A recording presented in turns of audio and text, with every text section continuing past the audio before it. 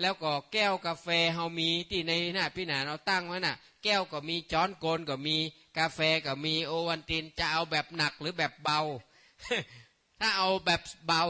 ก็สีใดสีหนึ่งถ้าเอาแบบหนักมีทั้งเขียวทั้งแดงรวมกันไปเลยนะทีเนี้ยตะหอด6 โมงก็บรรลับนะจักยาวไปเลยตะกี้อู้ไปถึงไหนก็นั่นเตอะมีคนช่วยจำขอบคุณสถานีวิทยุคลื่น FM 104.50 เมกะเฮิรตซ์วัดฝายหินแล้วขอบคุณสถานีวิทยุคลื่น96วัดพระธาตุดอยสุเทพที่ได้เชื่อมสัญญาณออกอากาศนะทั้ง2สถานีทีนี้ใครที่ฟังอยู่ทางบ้านอย่าลองฟังเสียงคนทางบ้านว่ายังฟังอยู่ก่อนว่ารับกันหมดละเดี๋ยวเช็คสัญญาณก่อนเนาะเช็คสัญญาณขณะนี้ไม่มีเสียงอันนี้ก็ไม่มีสัญญาณตอบรับจากหมายเลขที่ท่านเรียกนี่นะอันนี้แสดงว่าหลับแล้ว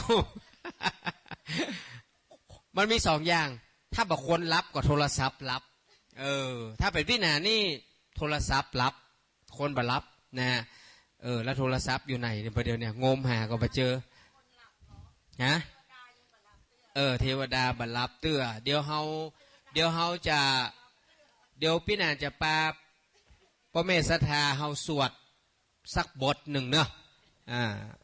บทบารมี30ตัดเนาะของครูบาเดี๋ยวนะก่อนที่ท่านพระคุณเจ้าตอนนี้ก็เรียบทำไปเรื่อยๆนะท่านพระคุณเจ้าเนอะอาจจะฮือศรัทธาเฮานี่นะได้ออกเสียงสวดมนต์กันสักรอบหนึ่งเนาะขอบพระคุณครับแม่ครับเฮาจะสวดบารมี30ตัดนะสักรอบหนึ่งเพื่อเป็นการเช็คสมองหลายคนสมองเบลอนะสมองเริ่มจะเบลอละเพราะว่าใครรับมีคนฟังมีคนฟังเนอะเดี๋ยวก่อนเนอะเดี๋ยวขอห้าบสัญญาณเสียงกันมีสัญญาณเสียงจากหมายเลขที่ท่านสวัสดีครับแม่สังเงียมจะเลิกสีมารับแค่นี้แม่แสงเงียมฟังตั้งแม่ตั้งหัวข้ามมาแล้วแล้วสัญญาณชัดดีนี่ก็ฟังพระครูฟุกเลยฟังพี่หนานจ้ะเห็นแม่แสงเงียมมารับฮัลโหลฮัลโหล2 โหลเอ้าฮัลโหล3 โหลแล้วเนอะเจ้าเจ้าจากที่ไหนแม่แดงคำเรืองฟังอยู่เนอที่ไหนก็ไอ้7 ยอดเจ้า7 ยอดมารับบานอนเจ้าเนาะ7 ยอดเนาะเจ้ายังอ่านกะฟังโดยกันเนาะแม่อุ้ยชอบอยู่7 ยอดฮัลโหลครับเจ้าจากทางไหนเจ้าเมืองเป้าเมืองเป้าบารับบานอนเจ้าเนาะเมืองเป้าเนาะฟังม่วนอยู่วันนั้นวันศุกร์นี่จะไปนะเจ้าได้กะวันที่3เนาะเจ้าไปขึ้นรถไหนเจ้าขึ้นรถวัดสะดือเมืองเนอะวัดอีแทขีนติดกับ3 กษัตริย์น่ะอีเนาะเจ้านี่ที่ไหนก็นี่ได้เนอะเนี่ยแสดงว่ามีคนฟังอยู่นะพอเฮาเปิดสายปุ๊บมีคนโทรเข้ามาที่จริงมันมีสายซ้อนแถมจัดหลายสายนะแล้วก็ท่านที่ไปล้างหน้าล้างตาปิกแบนเนอร์ทั้งบ้านเพื่อมารับด้วยนะสวัสดีครับฮัลโหลสวัสดีเจ้าอยู่ห้างชัดเลยเจ้าฟังอยู่ในเจ้ายังก็อยู่ห้างชัดเจ้าอยู่อำเภอห้างชัดลำปางเนาะลำปางเจ้าโมทนาเนอเจ้าวันนี้ฟังทำไก่เนาะห้างชัดพูดก่อนเนาะเจ้า100 กว่าโลวะเนาะ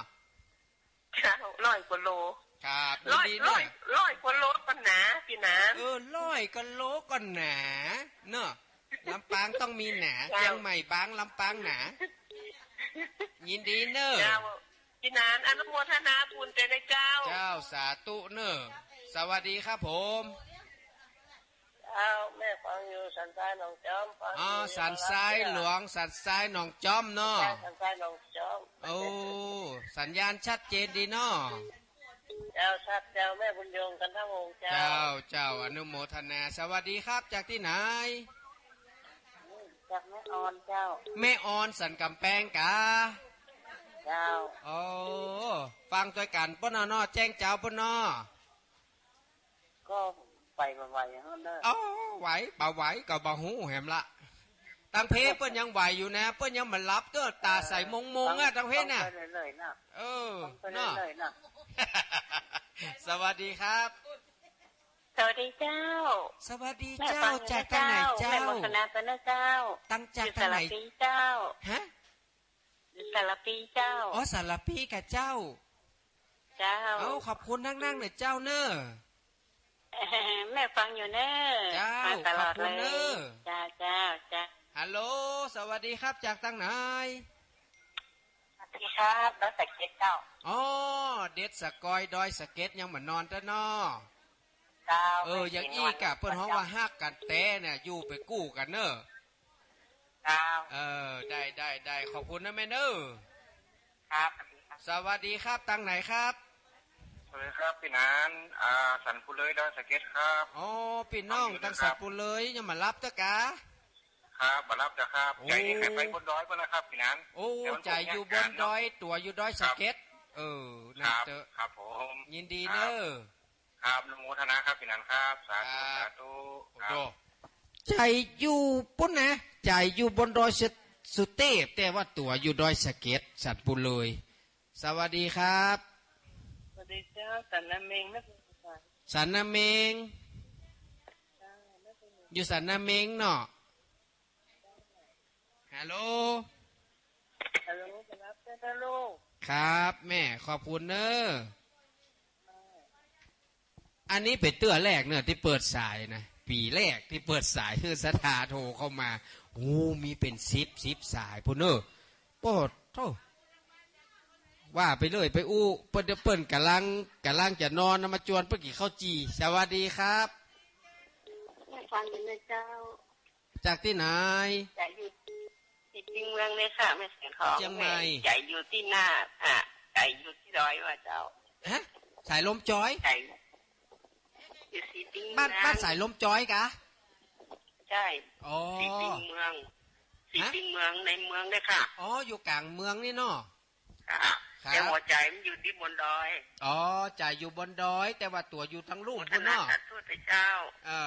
อนุโมทนาโอ้สายลุลุละแม่เมาะโอ้เต้นักเหมือนกันเฮ้ยสวัสดีครับ สวัสดีเจ้า จากที่ไหน แม่ฟงที่ข้างเห็นหน้าโปงฟังอยู่นะเจ้า อ๋อโอ้บ่ได้ขึ้นมาเนาะปีนี้เนาะ เจ้า แม่ ไป ผมเป็นใครเห็นห กำ น้า ลัง โปง ไปผ่าตัดไตติ่งมาเจ้า อ๋อแม่เปิดไปผ่าสตาร์ทไส้ติ่งฮัลโหล สวัสดีครับ ครับผม ครับแม่ฟังอยู่นะ จากที่ไหน ที่แม่ครัวเจ้า เจดีย์แม่ครัวครับ กันกะสถาเปิดได้หูว่ามาจากที่ไหนเนาะสายมาหาเมาะสอนมาเมาะสวัสดีครับฮะอีแม่อยู่ที่ไหนฮะ กระบวนเห็ดเด็ดในกระบวนเห็ดเด็ด อ๋อเทพเสด็จโอ้เนี่ยประเดี๋ยวให้มาหารเนอะเนี่ยบัดว่าเรียงลายเลยเนี่ยเรียงลายนี่อย่างหูก่อกำลังนอนเจ้า นอนกันลึบตอนนี้หายไปละเกิงนึ่งประเดี๋ยวนี้นะ ขอบคุณนะแม่เด้อเทพเสด็จสวัสดีครับโอ้อันนั้นเพิ่นไปไหนปิ๊กแล้วกะอ๋อบายบายเด้อ อยู่สันน้ำแข็งเจ้า จะขึ้นไปนอนสวัสดีครับจากที่ไหน สันน้ำเมงเจ้า สันนาเมงสถาไปเอากระตุ้นกันหน่อยเอาปารามี30ตัดปอแล้วพอโทรโลละปอละเบาละขาดอูละเขาจะสวดปารามี30ตัดด้วยกันเนอะสถานเนอะเดี๋ยวเขาก้อยให้ท่านพระคุณเจ้าเตศอันจะแล้วเว้ยป้ออาจารย์ก็นอนไปคนโทรก็โทรไป มันมีเนี่ยศรัทธานี่ก็เดี๋ยวเนอะมันจะเหมือนกันก็อันเดียวกันนะก็30 ตัดมันจะยาวกว่าก็ฮะพ่ออาจารย์ถ้าบารมี9 จานนี่มันจะสั้นกว่าเนาะโอ้อินเทอร์เน็ตขี้ค้านทำงานละมันเดึก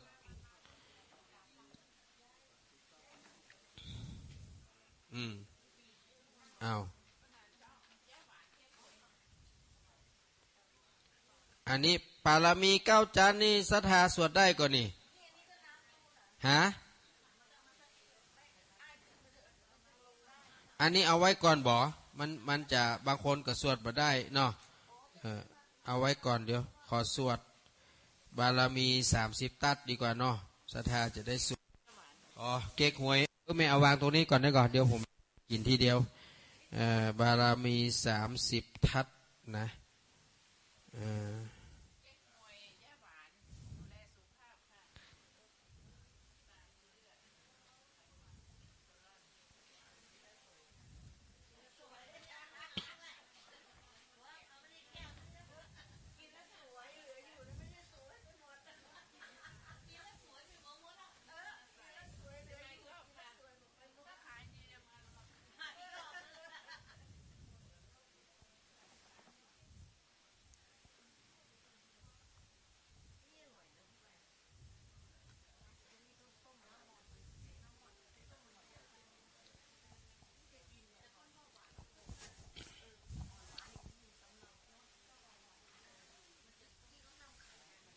เอาเนอะศรัทธาสวดมนต์กันน้อยหนึ่งเนอะเพื่อ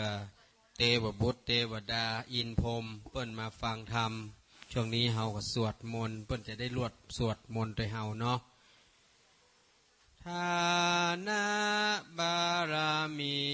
สัมปันโนทานะอุปปารามีสัมปันโนทานะปรมัตถปารามีสัมปันโนเมตตาไมตรีกรุณามุติตาอุเปกขาปารามีสัมปันโนอิติปิโสภะคะวาศีลปารามีสัมปันโนศีลอุปปารามีสัมปันโนศีลปารมัตถปารามีสัมปันโนเมตตาไมตรีกรุณามุติตาอุเปกขาปารามีสัมปันโนอิติปิโสภะคะวาเนคขมมะปารามีสัมปันโนเนคขมมะอุปปารามีสัมปันโนเนคขมมะปารมัตถปารามีสัมปันโนเมตตาตรีรุณา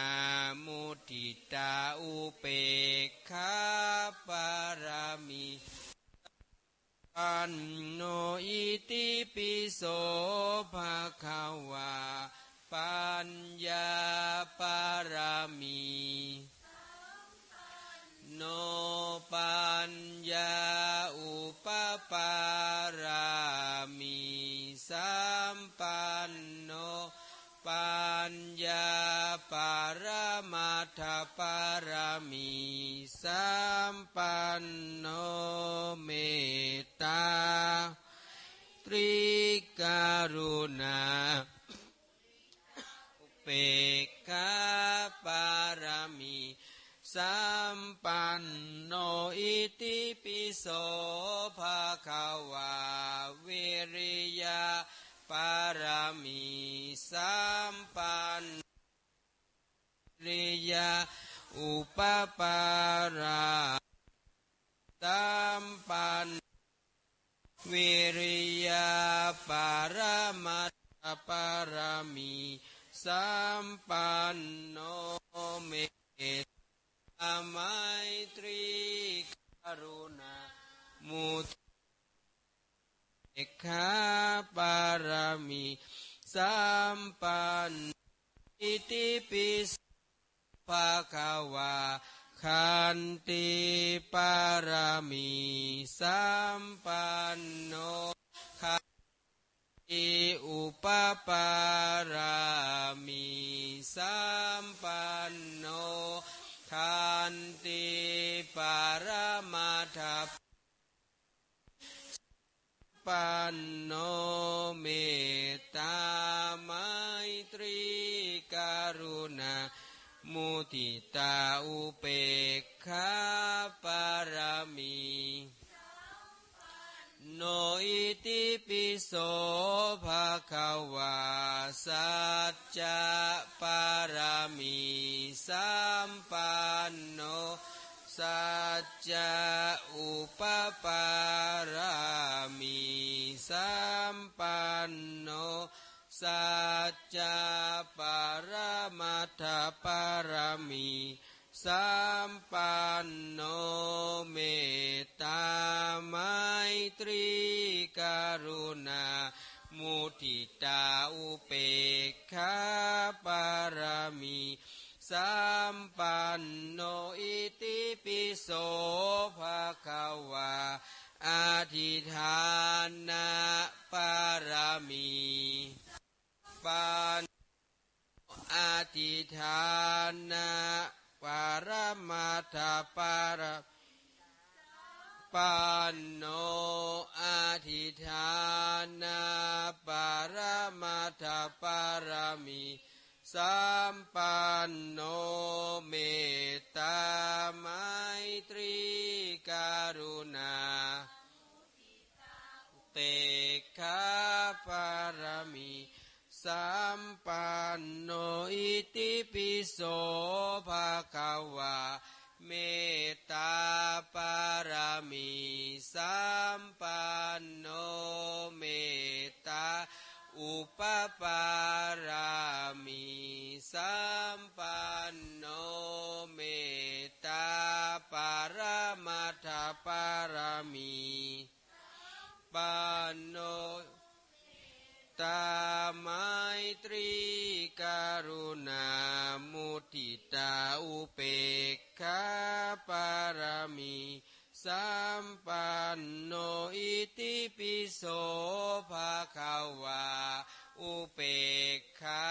ปารมีปันโนอุเปกขาอุปปารามีสัมปันโนอุเปกขาปารมัตถปารมีสัมปันโนเมตตาไมตรีมุทิตาอุเปกขาปารมีสัมปันโนอิติปิโสขวาทาสะปารมีสัมปันโนทาสะอุปปารามีสัมปันโนทา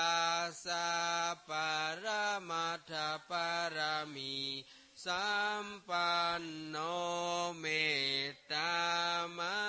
ตรีนุนามุทิตาอุเปกขาปารมีสัมปันโนอิติปิโสภะคะวาพุทธังสารนังคัจฉามิธัมมังสารนังคัจฉามิสังฆังสารนังคัจฉามินะมามิหัง สาธุสาธุสาธุอนุโมทามิโอ้เก่งมากตะกี้พี่นานพลาดไปหน่อยเนาะบิดไปหน่อยแต้มเดียวนะโดนตัดแต้มไปแสดงว่าเสียงยังใช้ได้ตอนนี้ตาใครนะรู้สึกว่ามันนักลงนี่นะเอาน้ำนั่นน้ำเย็นลาดใส่มือแล้วก็หูดเปิดตาไม่ใช่ปัตตาพระเจ้านะ เปิดตาข้าพเจ้า เนาะเอาน้ำแข็งครับจิเห็นหน่อยนะรับรองตาเป่งนะปกติพี่นาเนี่ยนอนแล้วเวลานี้มีแล้วสลิปปิ้งแล้วนะ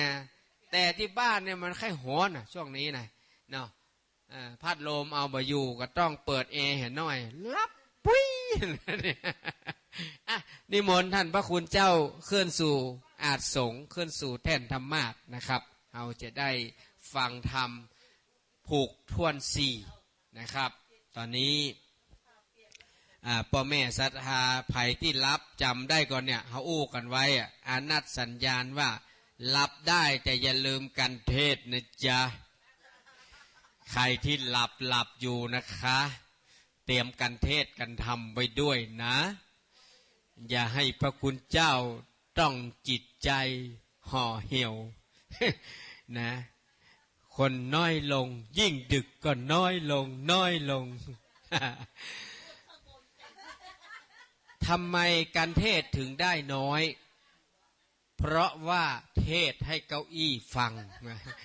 ถ้าอาจารย์อย่างก็ที่เป็นอันพระครูเป็นเจ้าคุณที่พระครูฟุกไปเป็นฐานาเพื่อนน่ะ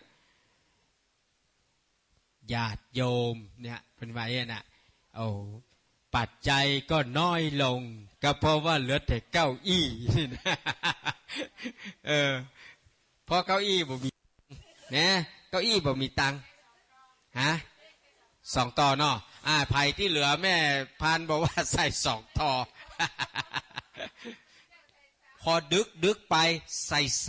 3ใครอยากได้บุญนักนะตอนนี้ใส่2ก็เดี๋ยวใส่3สุดท้ายพระครูเสิร์ชใส่0 ใส่0ไม่ใช่100นะ00หรือจะนะลบเลข1ขว้างเหลือ0 บาทมันมีหรอ.00หมู่เฮาก็เหมือนกันให้ยังก็ใส่ไปคนก็รับไปน้อยไป ทีนี้พระครูเสิร์ชมาเทศให้เก้าอี้ฟังกันแล้วกัน เพราะว่าพระครูเสิร์ชปิดท้ายเนาะเดี๋ยวตะกี้ถามพี่นานจะฮื้อตุ๊ปปี้ลงกี่โมงตี 2นี่เนาะอยู่จนถึงเต้าแจ้งไม่มีปัญหาเนาะจะเอาตั้งแต่ตี 3ตี 4ตี 5รับรองการเทศตึมถ้าคนที่นอนหลับไม่ตื่น รับรองไม่ได้สักบาท ตอนนี้สลุงสังฆทานไม่มีแล้วซองสีขาวและสีชมพูก็ไม่มีแล้วตอนนี้เหลือแต่สลุงเปล่า ตอนนี้ เราเหลือแต่สลุงเปล่าเท่านั้นและมีดอกเหี่ยวอยู่ข้างใน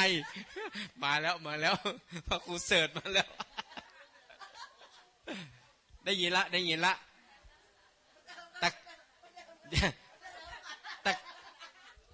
อันตะกี้นี่อู้ไปนี่นะพอดีสมองผมเบอร์พระครูจะไปถือสานึกว่าไม่ได้อู้กันแล้วกัน สมองบ่ค่อยดี มันเด็กอันยังจะจกใส่กันเด็ดตุ๊ปปี้เปิ้นกะเอาไม่ได้เอามาสักกรรมเหรอมะ ขนาดปีแล้วกันเด็ดบ่เอาเนาะปีนี้เอาอย่างแต่ตอนนี้ท่านพระคุณเจ้ามานั่งแล้วบนอาสงป้อนาน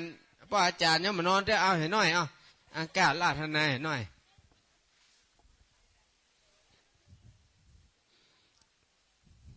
เฮาก็อู้กันไปเนาะสถานเนาะอย่าไปเครียด หลวงพ่อบอกว่าดูแลคนเนี่ยที่มาฟังธรรมด้วย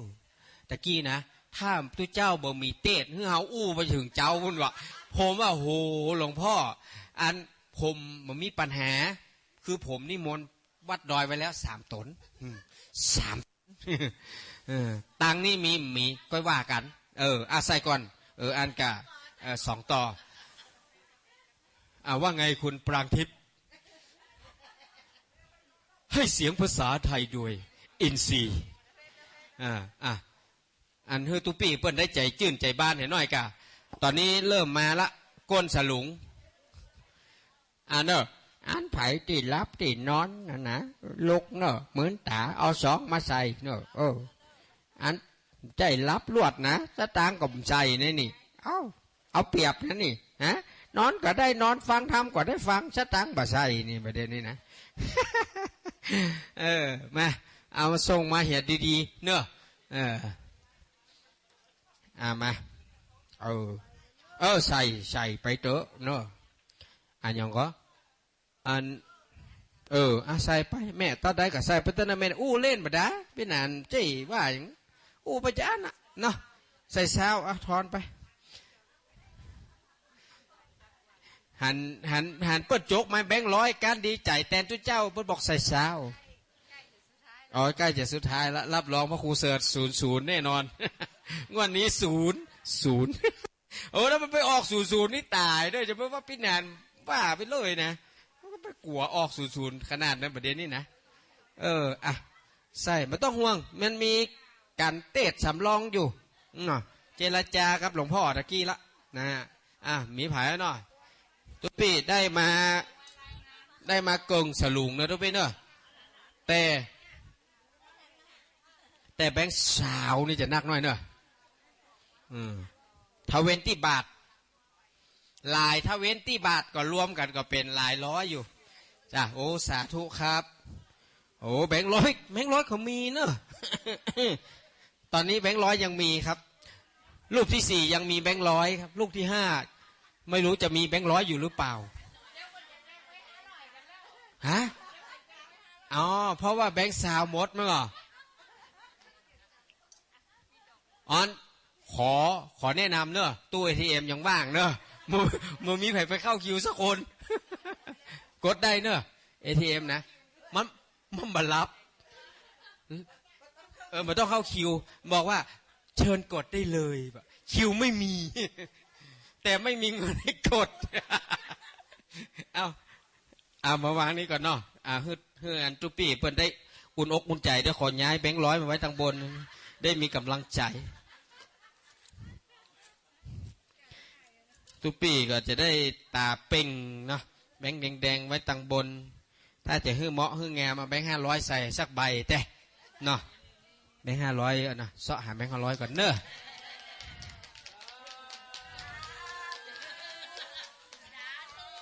ขอบอกข่าวดีนะครับ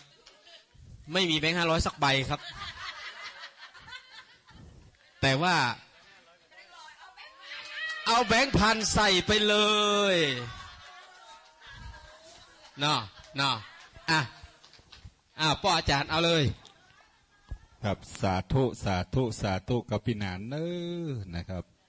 กับพระธรรมเทศนากันท่วน6ท่วน4นะครับมีพระธรรมเทศนาชื่อว่ามาตาปิตุนะครับบัดนี้เมตตาพระคุณเจ้าได้เมตตาขึ้นสู่ธรรมาสแก้วแล้ว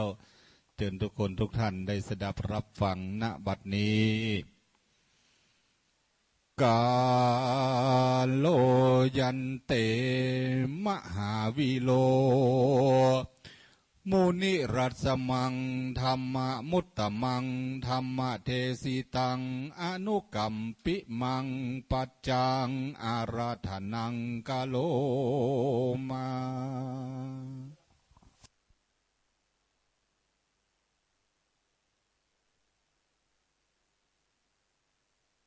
สัมมาสัมพุทธัสสะมาตาปิตุอุปานันติดุราสุปุริสะตั้งหลายอันนั่งย้ายเป็นหมู่ตั้งนาสูดาฟังยังลดธรรมอันยิ่ง อุตตมนิ่งกองดีอันพระมุนีหากกล่าวเจตนาข่าวไขจาออกในมังคลา38อันได้แควดคาถาว่ามาตาปิตุอุปัฏฐานังจุงดาฟังฮือที่เอาเป็นที่สอนใจแก่ผู้คนใจจุผู้ฮือใดหูแจ้งต่างดีเอาตัวนี้จากบาปอย่าประมาทกุศลใจมงคลจิตเตศเพื่อตัดกิเลสตัณหา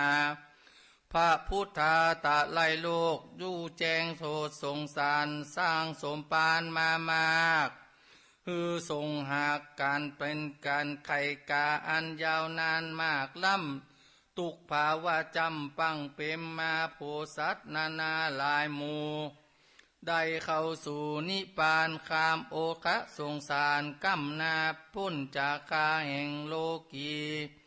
กะทำกามดีไปใจใจจุงรีบกะทำบุญไว้เพื่อแผ่สละแต่เตตานสร้างโบสถ์วิหารโรงโบสถ์เป็นประโยชน์สาทานตั้งกัดต่างน้อยใหญ่แปลงขัวข้ามไป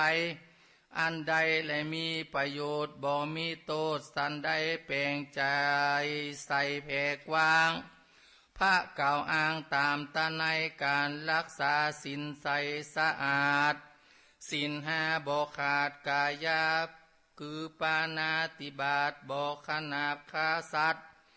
ตั้งแมงมัดน้อยใหญ่มีจิตไฟเมตตาอินดูความจุจาจุกจริง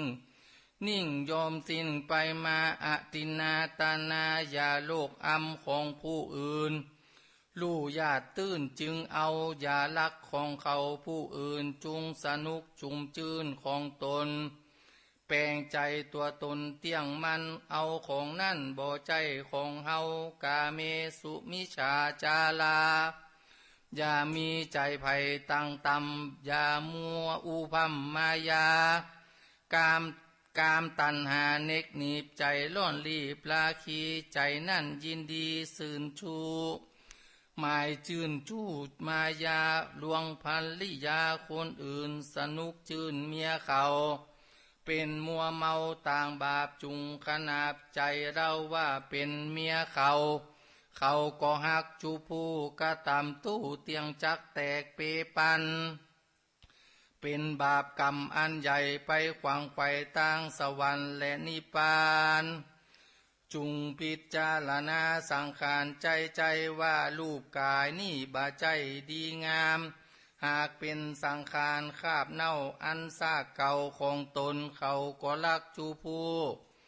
จักตายทมแผ่นดินนาแน่นบ่มีใจแควนดีงามมุกสาวาตา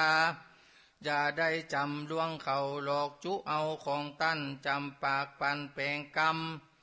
เพื่อแปลงความอันใหญ่เขาจังใส่แปลงเอาเป็นพยานเขากล่าวถอยปล่อยคำกล่าวน้อยบ่จึงกำได้ยินก็รู้บ่อูฟูแปลงเอาบ่คณิงกำเขาคืดควายต้านตุกไล่สันใดเมื่อยามไปถูกตดนั่นกำลวดถึงวันนั่นแลสุลาเมรยะมัชฌะปมาทัฏฐานาอย่ากินสุราน้ำเหล้า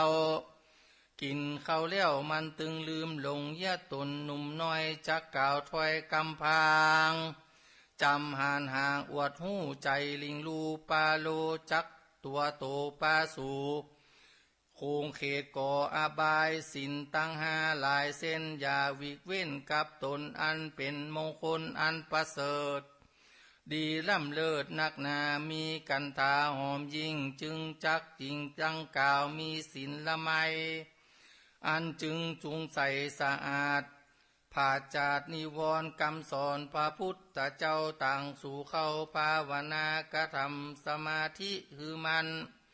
ต่างปั้มเป็นนั่นมีสองคือสมถะของภาวนาและวิปัสสนาภาวนาตามมรรคทาของอริยเจ้าเพื่อไหลเข้าสู่ทางดีเพื่อประมาทแก้ว3ประการดังดวงงามอันประเสริฐเป็นแก้วเลิศเจียงคานของใน สงสารบ่มีบ่ได้นึกเพียงไขว้โอวาทคำสอนศรัทธาทะนังยังเชื่อกรรมบุญบากติดตามขนาดดังเงาติดตามเฮาบ่ขาดไผกะตามบาทลวงลายแปลงไปทุกสิ่งอันเป็นเครื่องบดยี่ถูกเปิ้นปุ๊บตีคมคาถูกมีดผ้าฟันแทงถูกลายแรงลายหลากเป็นลมหากตายภัยล่างคาบตายตกน้ำพ่องตายซ้ำแขวนคอตุกแต่นอกำเก่าไล่เลยเล่าจุวันอันนั่นอันเอาหันบ่ลบหลีคำสักยามกะทำกามดีมากไว้บุญนั่นหากติดตามทุกสถานห้อมห้วยจักจูช่วยกำต่างดีแม่นหิหามาแต่น้อยเบียเป็นร้อยเมื่อก่อนบ่เคยหันมีเงินปันเงินหมื่นใจจมจื่นเจยบ้านมีสันฐานบ้านซ่องเต็มจุห้องมากมวลมีใจบ่มีสักขาบจุได้เตตานลางคนอายุนานมีมากสติหากยังดีโกตาบ่มีถูกต้องเปื่อบุญห้องไปหลังมาตัวยปังจวบใส่จึงได้อยู่สวัสดีอันหนึ่งอย่าคบคนปาลาผู้จะหาบ่ได้พระกล่าวไว้ว่าผลพุนบ่มีกุลบ่เป็นบุญสักอย่างจักวินาศเข้าของมันจักป้องไปเล่นฮือใดเสียงเส้นเข้าของไปบ่อนพนันศึกใหญ่ตีเขาได้เสียกันสมมุติบ่ได้ตันบ่ข้างเสียงดังเสียงตั้งบ้านไล่ส่วนงัวควายตนหลายตัวจักมวยมิ่งวีบสิบหายมีเข้าของวายวอดมันสายสอดไปมาดูลาเพื่อนตั้งหลายมวลหมู่อันดังท่าอยู่ฟังธรรมยังธรรมเทศนาวิเศษยังจิตเตดจินดีการควรคุยต่างอื่นตั้งใจจื่นฟังธรรมแล้วจำนำไว้มันสินสอดท่านคำสอนยังตนบวรติเตศเป็นเหตุเกิดพยาดังคาถาว่าสุสังพาลเตปัญญังการฟังธรรมมาเทศเขาลบเหตุความดีมีปัญญาแก่กาศรู้ข่มคาปราบคำรู้จักบุญนำปางบาปก่อย้อนเพื่อลูกตาบ่ได้สังหารขยาได้ลูกควรเข้าได้ปูจาปั่มเปิงหาทุกเมื่ออย่าได้เบื่อลืมกุลก้ำจุนหนุนทุกอย่างอย่าได้ห่างหนีไก่แม่นตนไปปลูกสร้างมีกู้สร้างแปลงคิงลูกใจหญิงควรพองานต่อโทธรรมอุปธรรมพ่อแม่ด้วยใจแผ่พานีการงานมีตกแต่งพ่อแม่แห่งตนทำอย่าใจดำกล่าวอ้างว่าการบ้านมีหลายบ่มีเวลาไปช่วยจังลิงรวยลืมคุณพ่อแม่หนุนเลี้ยงใหญ่5-6 คนใส่ใจดีบุตตาบุตรีบอกกันอยากได้ทะลงยากสันใดเลี้ยงลูกไปจูภูพาห่มกู้อาหารกินใจเมาวินลำบากอย่าฮือตันกันอยากพดผ่านช่วยทำการจุเยื่องอย่าฮือได้เครื่องหัวใจ2 เท่าบ่ได้แต่เล่าฮือ2 เท่าเจยบานอาหารได้ตั้นจอบประกอบกับอาหารข้าวหวานหลายจุประการจุเยื่องอย่าฮือท่านเครื่องกาวัตถุนานาเสื้อผ้าเอาอับตาจะจนพ่อแม่2 คนเนื้อเจ้าเลี้ยงลูกเต้าหลายคนจำเลินตนขึ้นใหญ่ใส่ใจทำหาเตียวไปมาอย่าขาดอย่าพะมาดวางเสยอย่าละเลยกุลท่านมันเสียมบานสมควรยามเมื่อทะลงพยาธิเปียที่อาจลาวีเจ็บปวดมีบังเกิดร้อนหนาววัดไอเจ็บภายในและนอกจุงซ้อสอดถามหาเอาหมอยามาใส่นวดฟันไข้กายากันลุกมาบ่ได้จุงนั่งเข้าไกลเข้าหาหอบกายาลุกนั่งห่มผ้าปัดปังกันหนาว แม่นเม่นข้าวเม่นสาบจุงขนาบใจตนบ่ควรมีกิเลสจำจะส้มเสียดสันได้ปฏิบัติไปอย่าได้ขาดแปลงใจมันขาดรักษาขอคือเฮาได้ดำน้ำไปปังลงจักปาตนทุกยากโดยวิบากหลวงหลายกระทำบุญไปก่อสร้างอย่าแตกมั่งผิดกันจุงปงปันจุมหมู่ญาติชูอยู่ทุกคนฮักแบ่งตนทุกเยือนบ่มีเรื่องเครื่องกาของนาควรแบ่งก็ควรแบ่งปันกันอย่าพิษใจจมซ้ำอย่าคัดค้านกันนากล่าวว่าจะสุภาพอันนักปราชญ์ยอกุลมีใจหนุนแผ่กว้างอย่าดื้อด้านไผมันพี่น้องกันจุมหมู่ฟังกำอูจากำดีอย่าควรคุยเอาเพียบอย่ารังเกียจปงปันจุงช่วยกันพันลิสร้างหือมากวางไปหลายต่างสิบหายอย่าเข้าพระพุทธเจ้าสอนไว้มีสีสายบอกกล่าวตามคำออกลงธรรมคืออย่าเมาสาวด้วยจู้อย่าคบหมู่คนพาลคนสันดานกินเหล้าอันเป็น90หายจักว่าวายวิวาทเอาตัวกาดหนีไก่อย่ามีใจชอบแอวกำกาดเกี้ยวไปไก่ตามวิสัยแอวเล่นเขาเล่นการพนันมีหลายอันหลายเยื่องอันเป็นเครื่องสิบหายถั่วโปยายมีมากตั้งหมากแก้วหมากสักกำคนปาลาแต่งตั้งฮือหยุดยั่งไกกาอย่าคบคนนาหวังใดของนั่นใจปกติคนมีจิตเจตแฝงด้วยเหตุกรรมยามันจักปาบ่ขาดถือวินาศสิบหายมันได้หลายบ่อิ่มได้เลี้ยวยิ่งเอาแหมจ่าตาแคว้นมาไขว้ความสวยใหญ่มาเติงสมบัติเรื่องซ้ำเสียงมดเกียงเสียงหายไปของหลวงลายบ่อข้างตีแตกมั่งเปปังเหมือนดังไฟกองใหญ่ไม่เอาไล่เอาส่วนไม่ตุกหนตุกแห่งบ่อข้างแต่อันใดสิบหายไปวายวอดก็เบื่อต่อต้นต่ำคบคนพามใจบาปมันหากปลาเสียงของจักจุงปองเว้นไว้ไก่สมบัติลายสูญหายย่อมลำบากจึงหูกล้าของเงินจุงกะตำเปลี่ยนไปใจหาได้ด้วยชอบทำกะพาณิชการและกะตำไรหูจักจ่ายพอดีเข้าของมีตั้งจ่ายรูปเบียงบายพอควรกะทำตนฮือทีซื่อตี้เตจำเป็นยานีจากผาดยาพมาดการเรียนจักคะแนงใจเมื่อไปนาจุงกลมนาเฮียนไปหิมาอันใดอย่าข้านอย่าหยุดย่านการงานคึดต่างใดหอมยับไว้ฮือดีมีเลี้ยวอย่าจ่ายหม้ออดย่อตัวตันหาอย่าแอวไปมาเลือนตันฮือเสียงานใหญ่ไปที่ใดก็ฮือรีบด่วนอย่าอ้วนกำลมขาดคมนิยมเปลี่ยนนายเปิ้นบ่ใกล้ลำคาญบาเสียการวิจวดมันจังลวดเสียเวลาอันหนึ่งนาอย่าแอวคำเดินเดึกดำคำเดินยกตีนเหินแอวล่ำมันเสียทำคนพานมันจักผ่านคำเจ้าฮือความนาสู่ต่างตายคนหญิงใจลุ่มฟ้าตั้งหน้าตาดีกล่าวจีปากม้วนอย่าได้ด่วนกระทำเวรใจสะเทียนตั้งมัน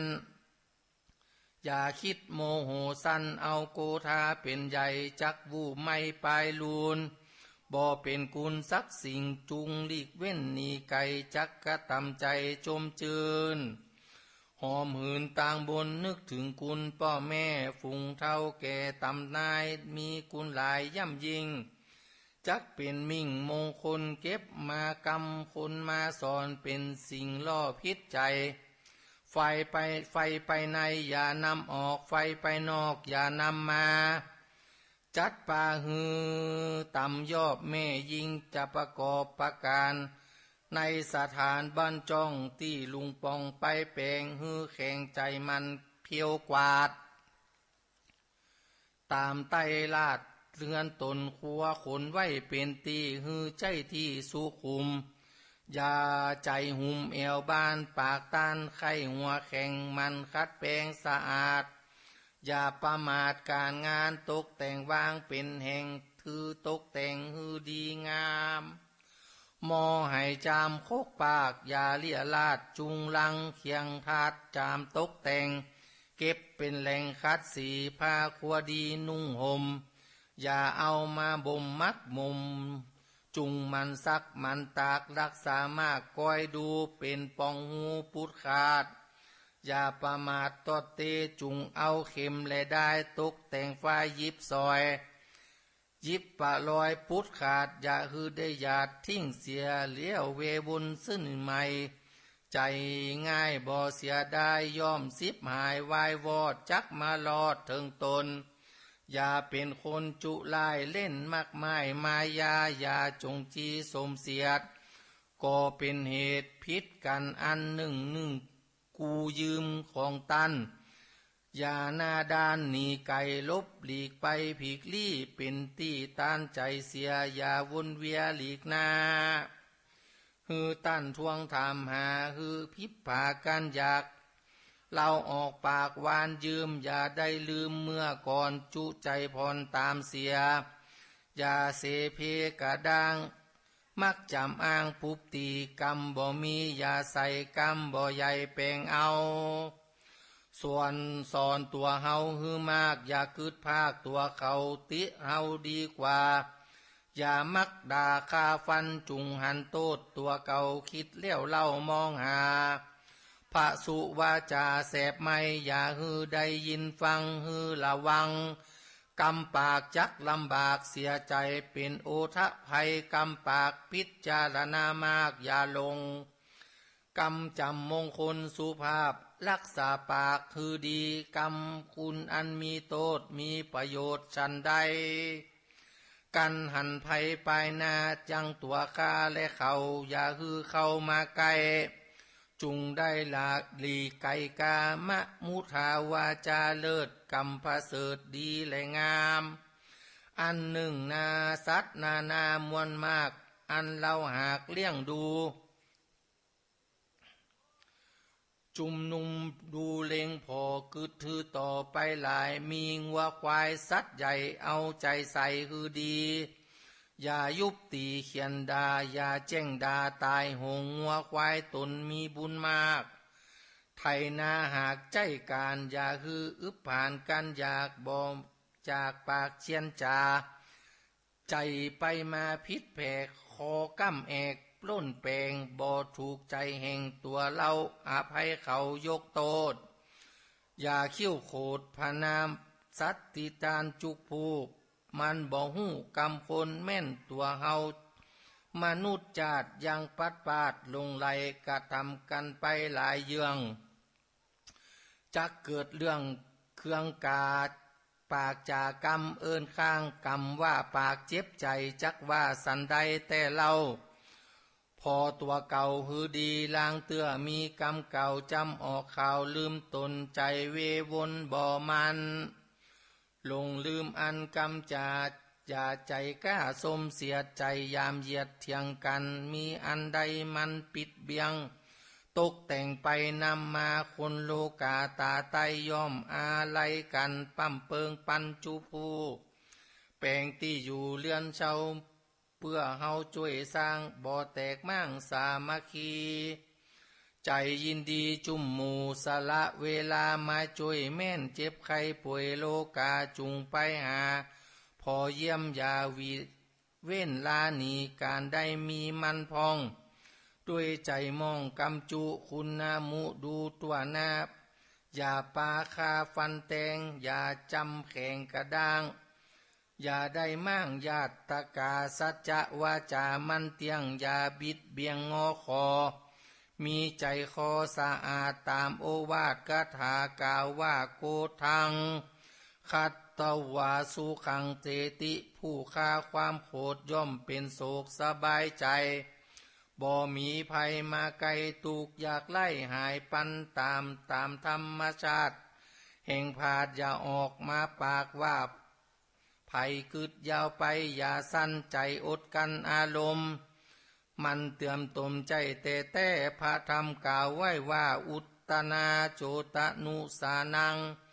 อย่าเป็นคนสอนยากอย่างทุกข์ยากปลายลุนการตั้งบุญรีบสร้างอย่ากล่าวอ้างกรรมปาโลอย่ากลัวตั้งบาปสวรรค์นรกหากมีจริงใจมาวินไปบ้าเกิดมาเลี้ยวสูญหายบ่เชื่อตายและเกิดบ่ต่างพาเสดนิพพานบ่เชื่อกรรมและบาปตายเลี้ยวหากยินยอยอย่าปล่อยใจต่ำต้อยอย่าเข้าใจไกลอเวจีพิจารณาทวนทียังโลกีสงสารดังหันมามวลมากลั่งพ้องหากมีหลายสมบัติยายกืนเก่าดังเข้าและเงินคำดังพ้องอึบผ่านกันอยากหาเลี้ยงปากยังใจอันใดขึ้นบ่ได้บ่ลาบลื่นได้ใจตนล่างคนอายุมากพายาตบ่กวนคีหูตาดีเตี้ยงมันบ่ซาลางสงสัยปัญญาไกวเก่งกาบ่ถอยจ้าอันใดลางคนเปียทิลายต่ำยอบพระกอบโดยโลกามีหูตามัวมืดเป็นขี้หืดตั้นใจจักไปไหนยินยากด้วยลำบากกายาหาพระยาบ่ได้อายุสั้นวันวัยลางคนตายแต่น้อยลางคนตายได้100 ปีลางคนถูกบุบตีเข็นฆ่าลางคนฆ่าตัวตายลางพ้องรับตายก็มีมากลางพ้องหากตายโหงลางพ้องตายลงห้วยใหญ่ตกต้นไม้ตายนาพ้องมีปัญญาภายมากล่ำเรียนหากจำดีสติมีมันเตียงบ่บิดเบี่ยงไปมามีใจน่าจมจืนฟังผู้อื่นสั่งสอนวิจารณ์มีมากก็หาเข้าใจดีพยามีเกกาถอยอยู่ท่าเตรียมตนพ้องพยาตันอึบมากฟังกำกาดบอกเข้าใจล่ำเรียนไปลืมเก่าเรียนลืมเล่าลืมเสียใจเววนเดือดไม่เป็นคนไล่พยาลางคนเป็นสหายแก้วล่ำเรียนแล้วตามกันความหูตันหือเหลียวพอตั้งทำก็เพื่อกรรมปางก่อนได้ติดสอนตัวมาบางคนบาลาใบบาปใบอย่าเข้าใกล้หนีไก่จักนำใจพิษแพกหันแพกจากกองทำบ่ถือกรรมและบาปตายเลี้ยวหากยินวอยคือบ่คืนถอยโลกเก่าหันพิษเล่ากองทำมิตรธาทิฐินำลงใหญ่บ่กึดไฟต่างดีหันต่างพิษเป็นจอบประกอบโดยติเตียนบ่คนเลียนเอาเป็นเปื้อนจักเข้าของเถื่อนลงต่างพิจารณาทวนทีอันว่าอัตตาตีเป็นได้มากำเนิดมาเกิดแดนประเสริฐโลกาบ่เป็นสัตตาลายซ้ำก็เพื่อหน้าบุญปำเพ็งไว้หลายอย่างบุญกุศลปางเมื่อก่อนหน้าบุญสอนตัวมาบ่เป็นหมูมาเป็ดไก่น้อยใหญ่วัวควายเอาเป็ดกายกับเกิดมาเป็นผู้ประเสริฐเป็นคนหูตาตนล้วนท่วนขาบ่ด้วนสมดีย้อนป่าละมีปางก่อนบ่คือสายหายสูญต่างกระทำบุญไปใจอย่าเชื่อคนไล่อาจทำอันหนึ่งหันเปิ้นมีอย่าคืดโลภใครใดต้านตุกไล่อย่าดูแควนจักตอบแทนไปนาต่างตำจ้าสงสารฮือพระหารความถอยฮือปลดปล่อยไปเสียอย่าเววนโลภมากพักลากของเขาปักลักเอาเขตบานโคตรขานด้านดักเดิมตกแต่งเสริมเอาใหม่จักตอบแทนไปนาตกต่ำจ้าสงสารฮือพระหารความถอยคือปลดปล่อยไปเสียอย่าเววนโลภมากจงรักองเขาภาวะจาดนี้จักสิบหายวายวอดบอกกึดทอดต่างใด ลำบากใจทุกเมื่อกระทำเพื่อกรรมเวรทุกติเตียนตัวเก่ามันถอยเล่าตัวตนฮือได้กลัวตั้งบาปอยู่อุปปถากพ่อแม่ตนอย่าฮืออับจนลำบากก็หากจักได้ดีเป็นสลีปลายนาบุญอยู่ท่าเตรียมตันถึงนิพพานบอกาดอย่าประมาทลาสาตามภาธนาได้สร้างบ่ลบล้างบุญคุณเป่งกองบุญอันใหญ่ได้ติดไต่ตัวมาอย่าลาสาพระมาทสัจจะขาดกับตนจักกลัวยังบาปคือสุภาพของธรรมวีกเล่นกรรมบาปไม่อย่าได้จองเวรกระทำกรรมเปียใจพ่อแม่ไทยสองขาจุงปูจาน้อมไว้ฮือตั้นได้อยู่ดีอย่ากวนขีตนเจ้าตั้นเป็นเก้ากรรมยาฮือหิมาเลี้ยงตันอย่าอ้างลูกเมียตนอย่าอ้างจนตนทุกข์ยากอย่าอ้างปากว่ามีการจุงเยี่ยการเผื่อแผ่ปฏิบัติพ่อแม่ส่องเล่าตามหิหามาได้มันเข้าไกลเล็งดูมันเข้าจูสู่บ้านฮือมันต้านถามหายังโลคาเมื่อยไข้ฮือรีบได้เยียวยาอย่าลาสาสองเท่าอันเป็นพระเจ้าแก่ตัวในโลกาโลกลาพอหน้าบ่มีไผเตรียมฮือสะเทียนเตียงมันต่อเต้ารอดจีวากันพ่อแม่มรณาจิตขาดจึงโอกาสยอตานบริวารมวลหมู่โภชนาจุอันตามกำลังหาได้บ่อยากไล่ใจตนเลี้ยวนิมนต์สั่งข้าเจ้าสามเณรเล่าตั้งหลายยาจกยายมวลหมู่ใจยื่นสู่สละตานอุทิศสวานไปลอดยังสองเจ้ายอดสองขาคือปิตามารดาเป็นเจ้าฮือเข้าสู่ต่างดีพ้นจากผีและเพศพ้นห้องเขตอบายดับกับกายเข้าสู่จันฟ้าสู่ปลายบนแม่นเอาตัวตนไปเกิดในกำเนิดหนใดขอบุญตำลายเพกวางได้สร้างตานหาบ่อไก่กานีจากบ่อภาคนาหายสูญจักหนุนช่วยกำฮือใดพัมสุขใจนาบุญหลายเพื่อแผ่ฮือได้ถึงแก่ผู้สละตานเป็นนิรันดร์ไปนาจักจันฟ้าแลเนละปานโกโวว่าจะแลนานิติตาขียาอันสังวนาวิเศษจาห้องเหตุมาตาปิตุก่อบังคมสมเลสเสด็จเต้านี้ก่อนแลสาธุสาธุสาธุท่านพระคุณเจ้ารูปที่สี่แสดงธรรมจบลงไปแล้วหลายคนก็ทราบซึ้งในน้ำธรรมคำสอนสลิปปิ้งไม่ไหวติงนิ่งสงบนะสยบความเคลื่อนไหวลับกันไปแต่มีบางคนนี่มีเสียงในฟิล์มนะคนที่นั่งก็เป็นที่ขอยเนาะหันเปิ่นขอกฟี่ของเฮาก็คอฟฟี่เนอะคอฟฟี่มีเนอะนะมีแล้วก็น้ำมีน้ำฮ้อนพระครูเสิร์ชเปิ่นเอากระติกลงมาพี่นันซื้อน้ำมาใส่นะตอนนี้มาเห็นแม่ดอดยกเกณฑ์เลยไหนๆก็มาละเป็นเหยื่อต่อไปสาธุสาธุสาธุอันนี้มนต์ปั่นปอนเนาะตั้งอกตั้งใจเนอะครับอยากน้ำครับบุญครับกุศลเพื่อเป็นสิริมงคลกับตัวกับตนเพื่อจะได้อุทิศส่วนบุญส่วนกุศลไปหายังญาติกาพ่อแม่พี่น้องที่ได้ตายไปสู่ปรโลกไปนาเพื่อจะได้อุทิศส่วนบุญส่วนกุศลไปหายังเทวบุตรเทวดาพ พ่อเกิดแม่เกิดเจ้ากรรมนายเวรสรรพสัตว์สรรพสิ่งต่างหลาย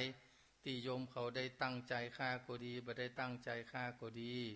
ก็ขอให้เขาเจ้าเราตันต่างหลายให้ได้กินได้บริโภคให้ได้พ้นจากติยากให้ได้ภาคจากติทุกข์ให้ได้เถลิงสุขคือเวียงแก้วยอดเนรปานว่าจันนั่นจงมีแต่งแต่ดิลีตามพระคาถาภาษาบาลีสลีสัพพัญญูพระพุทธเจ้าว่ายัตถาวาลีวหาปุราปริปูเรนติสาคลังเอวเมวะหิโตทินังเปตานังอุปกัปปติอิชิตังปัฏฐิตังตุมหังคิปะเมวะสมิชตุสพเพปุเรนตุสังคปาจันโทปรณโสยัตถามณิโชติละโสยัตถาก็ขอโยมและครอบครัวจงมีโจกมีใจโคตั้งใต้ก็อย่าได้มาปกโคตะวันตกก็อย่าได้มาเหลือโคตั้งเหนือก็จะได้มาปอกโคตั้งมันออกก็จะได้มากายโคตั้งลายบ่ว่าโคปีโคเดือนโควันโคยามโค13 นาม15ก็ขอคือตกไปตัวยไฟไหลไปตัวยน้ำตั้งแต่บัดนี้ยามนี้เป็นต้นไปก็ขอให้มีแต่โจกปีโจกเดือนโจกวันโจกยามเข้ามาแทนสัพพทุกข์สัพพโศกสัพพโลกสัพพภัยสัพพะเคราะห์เสนียดจันไรวิวันชเยสัพปีติโยวิวะสันตุสัพพะโลโกวินาสันตุมาเตภวะตวันตาลายโยสุขีทีคายุโกภวะอภิวาตนาสีลิสานิจังบุตาปจายโนจัตตาโลธรรมาวาทันติอายุวันโนสุขังภาลาสา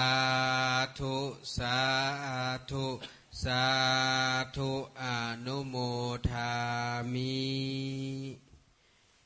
พระธรรมมาเทศนาผูกทวน4จบไปแล้วท่านพระคุณเจ้ารูปที่5ก็มารออยู่ละนะครับ ก่อนที่เราจะได้ฟังธรรมพระคุณเจ้าในรูปที่5ตอนนี้เวลา 00:52 นาทีหมายความว่าตอนนี้ยังไม่ถึงตี 1ยังไม่ถึงตี 1นะในก็ยังมาถึงตี 1เดี๋ยวเล่าอย่างให้ฟังให้หน่อยยังมาถึงตี 1เดี๋ยวเปิ้นจะได้เตะต่อนะครับตี 1ไปถึงประมาณตี 1ปลายเกือบตี 2ไปพักเบรกแต่พระครูเสิร์ชก็ตี 2ตี 3ตี 4เอาไปเรื่อยๆเนาะมีคำถามคนที่ทางบ้านก็ถ้าจะฟังอยู่คำถามเพิ่นบอกว่าเทวบุตรเทวดาเนี่ยเปิ้นกึดอันอย่างก็ได้อันนั้นไม่หรอศรัทธาเฮาท่านทั้งหลายคิดอะไรก็ได้นึกอะไรก็ได้เพราะว่าเทวดาทีนี้เปิ้นบอกว่าเป็นเทวดาแล้วจะทำบุญอย่างกับคนอย่างกับสัตว์เฮาเนี่ยหมูหมาแมวไก่ได้ก่อนทีนี้เทวดาอย่างทำบุญมาได้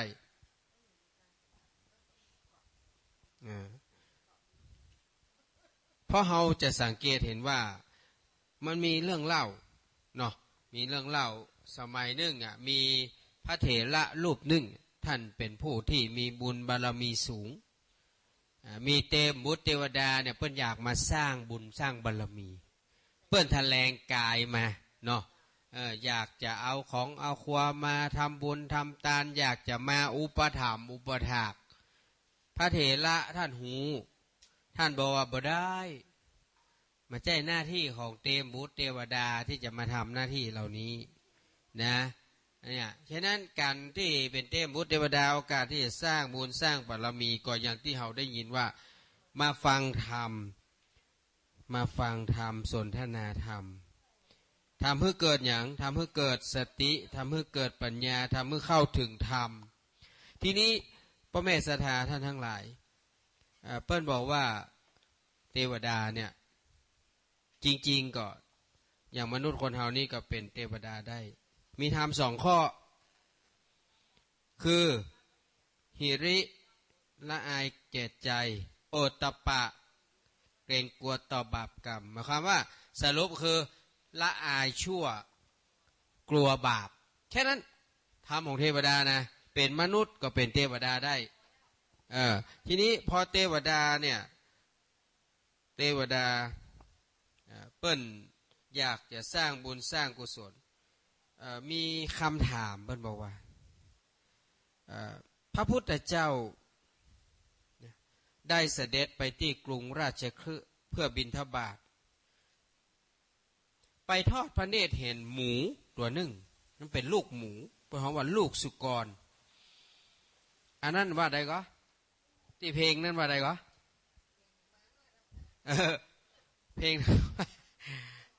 สุกรคืออย่างก็มาหน่อยมาหน่อยธรรมดาวะถามว่าสุกรแปลว่ามาหน่อยธรรมดาไม่ใช่สุกรแปลว่าหมูนะแล้วบางคนบอกว่าปีนี้ปีหมูแล้วกับบางคนเท่าบอกว่าปีจ้างคนทางไทยบอกว่าปีกุลแล้วตกลงมันเป็นปีหยังเป็นหมูปีจ้างกับว่าปีกุลฮะเอาละเอาสถาบันเถอะคนบักเก่าโบราณมาปีจ้างเนี่ยเขาก็ว่าที่ต่ำวัดต่ำวามันเปิ้นปั้นเป็นหูปจ้างเนาะมาว่าปีจ้างปีหมูอันนั้นว่าปีอันกุลก็แล้วแต่พระพุทธเจ้าไปทอดพระเนตรเห็นลูกหมูตัวหนึ่งแล้วก็ยิ้มเห็นหมูน้อยแล้วก็ยิ้มพระอานนท์ก็เลยทูลถามพระอานนท์นี่จะติดตามเสด็จตลอดถามว่าพระพุทธองค์เห็นลูกหมูตัวนั้นแล้วยิ้มให้หยังพระพุทธเจ้าบอกว่าไอ้ลูกหมูตัวเนี้ยมันเคยเกิดในยุคสมัยของพระพุทธเจ้าชื่อว่า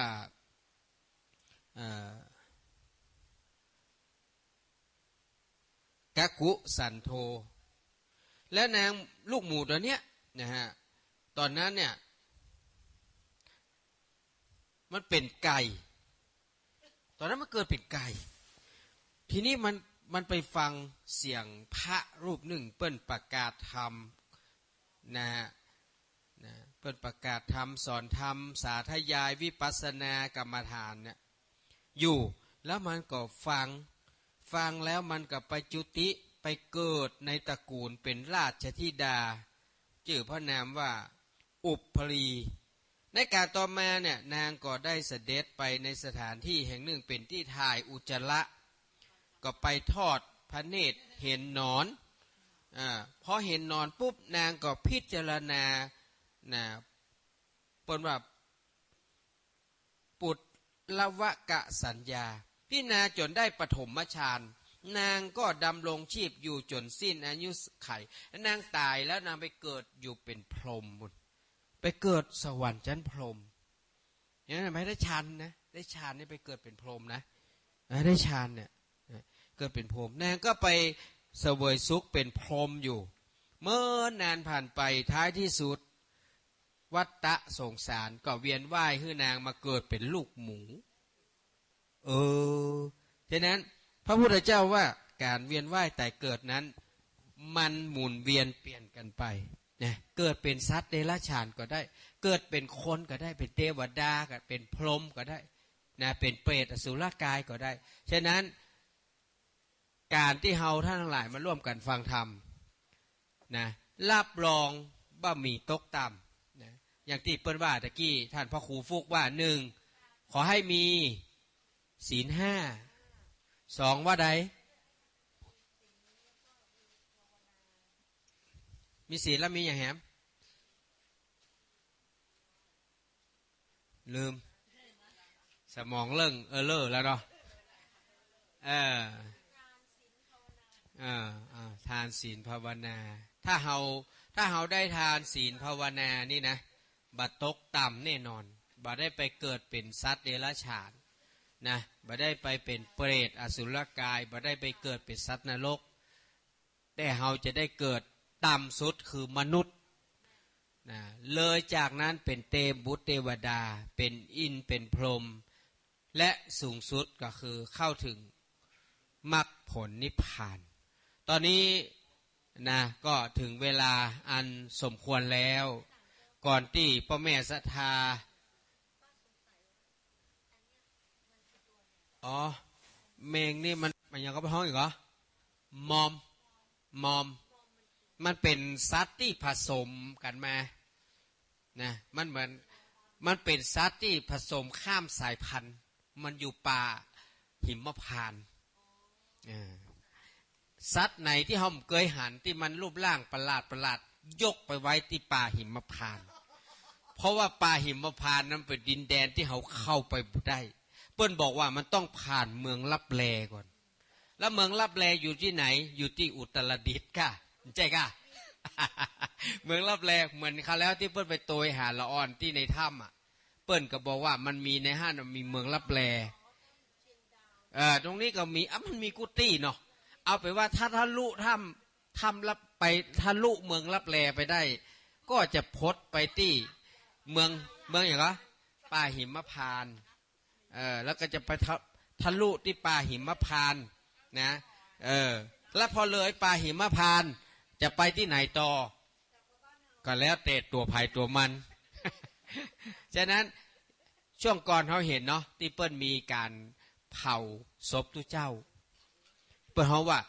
นกหัดสดีลิง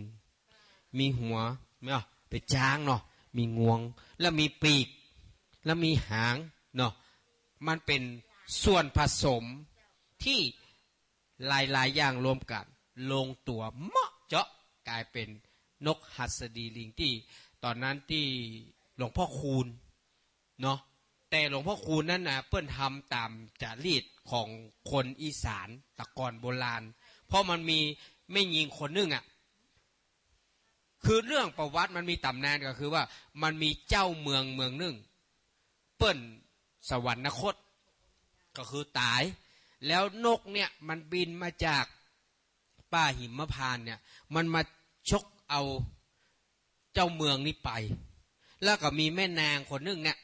ที่เอาอันนั้นไปโตยยิงมันเอาธนูอย่างเนี้ย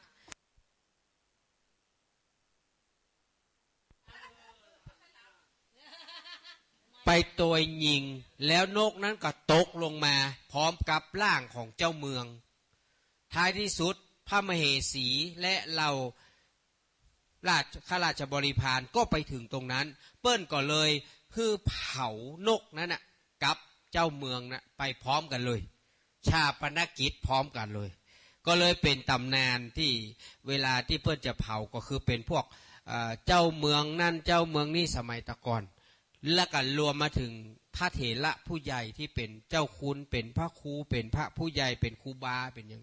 ก็จะเผาในนกหัสดีลิงนี้เนาะนิมนต์ท่านอาจารย์วัชรินทร์นะครับซึ่งจะได้เป็นองค์เทศนาธรรมในรูปที่5ศรัทธาก็เตรียมเปิดเตรียมกระเป๋าไว้ซึ่งตอนนี้กระเป๋าเริ่มจะเป็นกระเป๋าแล้ว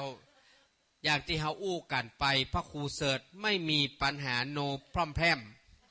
เพราะยังไงเราก็มีให้เนาะ00นะ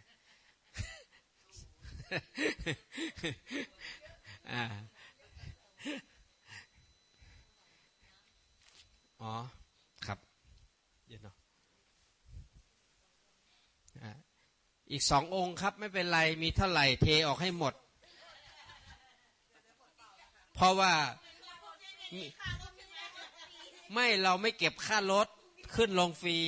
แล้วเขาจะมีข้าวเช้าเลี้ยงแล้วเขาจะมีข้าวเพลเลี้ยงด้วยข้าวเที่ยงก็เลี้ยงนะเขากินข้าวเสร็จเขาก็ลงเนอะรับเนี่ย11 โมงศรัทธาต้องไปรับของกินลงทานเนอะเพราะเปิ้ลมาแจกนะเขาต้องไปฮับเพื่อจะมีลงทานแจกสุดตังกันอ่ะมันจะมีตรงนั้นอ่ะถ้าใครกินเจผมมีถั่วเน่าแคปเพื่อกินเนาะถั่วเน่าแคปเจนะเป็นแผ่นซีดีใช่ซีดีเถื่อนเขาให้มามันเป็นถั่วเน่าแคปเจเนาะเปิ้ลคุกมาแล้วก็ผมรู้สึกว่ามันมีรสชาติน้อยนึงนะเปิ้ลบอกว่ามันเป็นเจอ่ะเจตลินนะเจแต่นะทีนี้แล้วเดี๋ยวนะครับตอนนี้ท่าน อาจารย์วัชรินทร์ขึ้นสู่แท่นธรรมาสละเดี๋ยวเฮาก็จะได้นะครับขานอยู่ไหนป้อน้อยเตียวบิณฑบาตอุ้มมันให้การให้กันมาการให้กรรมสลุงตอนนี้ขอเชิญศรัทธาสาธุชนท่านผู้ใจบุญได้เมตตาการุณาปาณีหยอดจ้ะหยอดจ้ะหยอดก่อนนะจ๊ะคนที่หลับที่นอนอยากจะหยอดก็บอกนะจ๊ะเดี๋ยวเราจะไปให้ถึงที่เลยจ้ะหยอดจ้ะหยอดมีเท่าไหร่ควักออกมาเทออกมานะเดี๋ยวพรุ่งนี้เช้า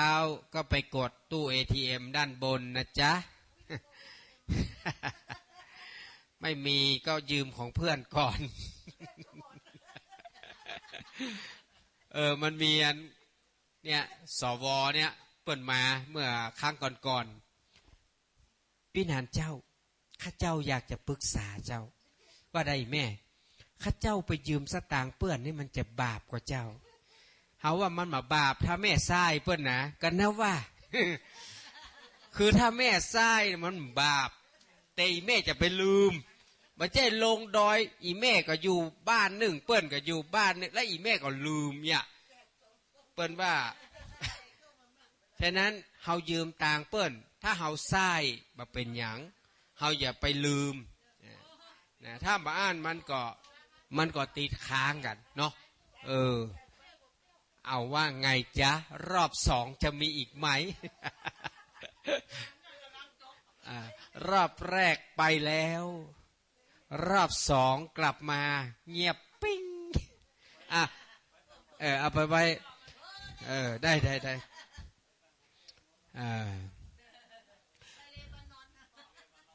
แบงค์บอกว่าแบงค์ซาวไปกัดนัดอีหรอแบงค์100ไปห้างฮะแบงค์500ไปแอวกรุงเทพถ้าแบงค์ปันไปต่างประเทศแบงค์ซาวเข้าวัด ตอนนี้พร้อมละหมู่เฮาจะได้ฟังพระธรรมเทศนาจากท่านพระอาจารย์วัชรินทร์นะครับ ทุกท่านประนมมือเนอโลมาจโลกาธิปติสหัมปติกัดอัญชลีอันทิวรังอายาจทาสันติทาสตาปรัชกชาติกาเทเสตุอนุกัมปิมังอาราธนังกโรมานะโมตัสสะภะคะวะโตอะระหะโตสัมมาสัมพุทธัสสะอิตังตุขังอะเลญาสัจจังชาเตมเปตุขังจาราเปตุขังพยาเตมเปตุขังมาลานัมเปตุขันติสาทะโวโดราโสโตจานาสัมภูริสาตั้งหลาย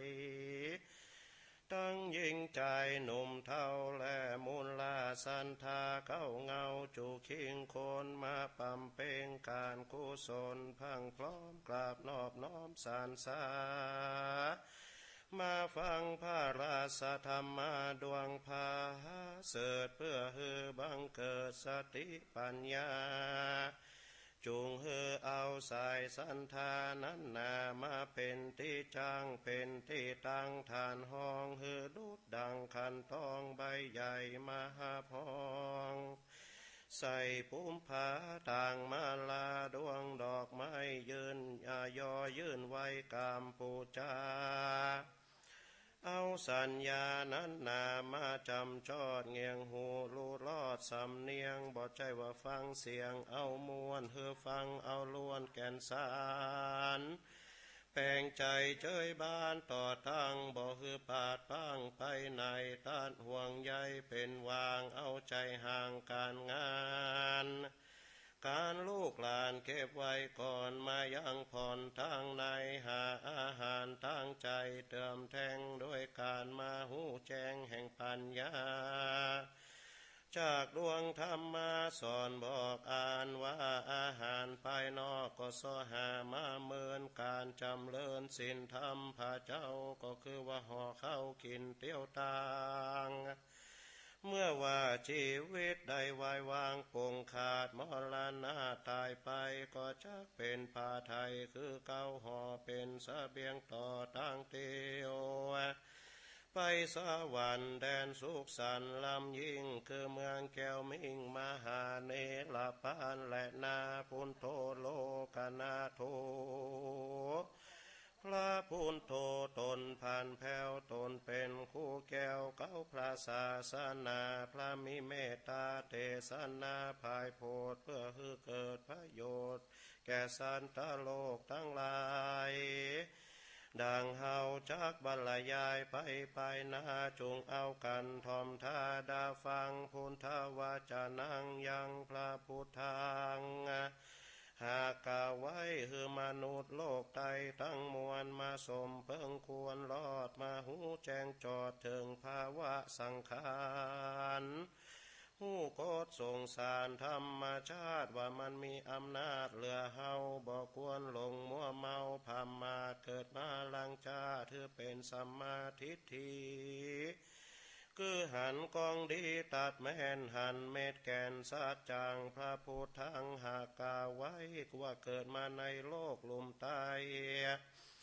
ว่าเป็นทุกข์มากนำนาตุงคาอริยสัจจาอันว่าทุกข์ธรรมดาติดต่อทุกข์อันเกิดก่อด้วยกันมาชาติเปตงขาทุกปฏิสนมาบังเกิดเอากำเนิดเป็นคนจลาเปตงขาทุกเววนเมื่อแก่เมื่อเฒ่าแม้นว่าลูกนั่งเต้าก็อิดอ่อนลอยแรงพยาปีตงขาตุกพยาธิมาเฟื่อแฝงเฮือเจ็บป่วยไข้มาละนำปีตุขาตุกเมื่อไกลมิ่งมวยมาละนาอันนี้แลคือว่าตุกภาวะขันธาธาตุภัยบ่ลวงพ้นอำนาจของมันเป็นทุกข์มาก็วันจองหอยเป็นทุกข์สืบถอยด้วยกันมาพระพุทธาตนองค์อาจว่าบ่ควรพระมาทละสาควรพิจารณาที่ทวนก็จักโปนก็จักหันล้วนทวนซึ่งยังอันว่ากองทุกข์ทั้งมวลแต่แลนาสันทาสาตุจนาทั้งหลายเฮยจูผู้จงมาส่องรู้ยังกองตรงทั้งมวลมันมีมากมายหลายหมู่เกิดเป็นกู้ของคนพระโทนสะพลตนวิเศษจีแห่งเขตไข่ขีญาว่ามันเกิดมาจากตัวตัณหาอันว่าตัวตัณหาก็คือว่าความอยากมันความมากมากของคนเกิดมาในตัวตนคนเฮาตัวนาตัณหาตัวบาปกาพาหือเกิดยังกองทุกข์ทั้งมวลพระจริงจักจวนชี้เหตุว่ามันจังก่อกิเลสทมนาตัวตัณหานี่แลนาก็เก้าคือว่าเป็นหลากเงาแห่งความทุกข์ต่างๆนานาจะแลนาพระสัทธาสวัสดาผ่านแผ่วจี้ฮือหันแล้วยังกองทุกข์อันเกิดจากตัวตัณหามนุษย์สาเพื่อบ่ฮือมนุษย์คนเฮาหลงมัวเมาก็ก่อถือสวะตุ้มต่อตัวตัณหาแม่นว่าหากมันนาก็คือหูไม้ผ่อนหูจักย่อนเบาบางหูสวะวางตุ้มตอดบ่คือได้ก็กอดเป็นอุปทานเอาสมุเฉทาปะหารมาฟันฝากลาบตันหาตัวก็หูหายและไม้บางก็จักหันหนทางสุขขาสุขบังเกิดความสุขลำเลิศมีมาและนาอันว่าตัณหานินาลายหมู่ตัณหามีอยู่สามภาการ กามาตัณหาคือว่าความปรารถนาใครมีและใครใดตกต่ำไตปัญจากามคุณอันเป็นมูลเหตุเก้าเหตุคือว่าก่อกิเลสวัตถุกรรมคือว่าลักคือว่าหักต่างสวยงามปูนแย่งพอของหลอกล่อลวงตามีมายาจูจอบหูสู้ชอบฟังเสียงสัทธาสำเนียงพอม้วนเสียงเราล้วนปูนฟังตกเป็นข้าหูดังดมกลิ่นหวานลดลิ้นกลิ่นลำโพธาภาตามถูกต้องใจจ้องก้องยินดีตกเป็นข้าอินทรีย์บ่วงบาทเข้าสู่อำนาจสัมภาษเลยเป็นอิทธาอารมณ์และเป็นอนิธาลมโกดแขวดโลกธรรมทั้ง8เขาก็กลุ่มเข้ามาลุมเข็นคองย้อนว่าตกสู่ห้องกิเลสตัณหาเลยเกิดมาเป็นทุกขาทุกมาจ้องโมหะสำนองนำพาทุกกับหูตาการก้อยการพอกับสิ่งลวงล่อมายาอันมีสัพพะนาในโลกห้องขอห้องแต่งของยองก็มากเลือลายตกแต่งร่างกายล่อหลอกมีตั้งของเมืองนอกและเมืองในแปลงมาจูจอบใจฮือก้อยฮือพอมีตังลงเล่าลงล่อลงบำเลอมีเสมอพังพร้อมสิ่งแวดล้อมหลอกอารมณ์ยิ่งว่าโลกสังคมบาเดียวนี้แต่ตัณหาสัมแพ้เชื้อเมื่อเลือลายปาคนชิบหายตกขายของคนออกห้องนอกศีลธรรมขอหันหลังตามพระเจ้าคนมืดเศร้าหันพิษกระทำทุจริตลำโลกมีละโมบหันแก่ตัวบ่หูจักกลัวละอายต่อบาปมาตีขนาบเต็กเต่งเป็นนักเลงนักเลนนับเข้าเส้นก็ผิดกฎหมายพาความชีพหายมาสู่คนเป็นหมู่เป็นจุมชอบมั่วสุมพานันขันต่อของลวงล่อกินเงินต่างหาความเจริญบ่ได้ป้าหือตกต่ำไตตุกใจจ้าแลนาภาวะตัณหาตัวทวนสองนี้นาแถมเล่าเป็นตัณหาไม่เอาเผาล้นใครใครเอาตัวตนเป็นนั่นเป็นนี้กิเลสจักจี้ป้าไปป้าเป็นสายใยของเขตป้าเป็นสายใยของขอดหือใจก็กอดเป็นอุปาทานลางคนมาขอบนบานว่านไวผาท่านาให้เป็นเทพไทยสักสารลางคนกาตามบุญหือตานก็ยังวนวานหวังลอดเอาจันฟ้ายอดสูงสุดลางคนก็มาพาท่านาใครเป็นเทวบุตรเทวดาตนวิเศษก็ยังบ่เสียงกิเลสตัณหาพ่องก็มาใครได้ยศถาแฝงไฟพ่องก็มาใครเป็นใหญ่เป็นสูงตัณหาจักจูงบ่หูจักอิ่มจักพอใจนอคอนอบ่อิ่มบ่กายบ่รู้แหน่งนายวัตะโลกาพ้องก็พาท่านนากล่าวอ้างแต่บ่สร้างต่างกุศลก็ย่อมบ่หันผลมาตอบพ้องกระทำกรรมชอบต่างบุญก็มาด้วยตันตอบพ้องก็พาธนาถึงสวรรค์คันเขตก็ย้อนกิเลสมิลายเลยกับกายลงสู่ห้องเข้าสู่ต้องอบายภูมิก็มีแลนาวิภาวะตัณหา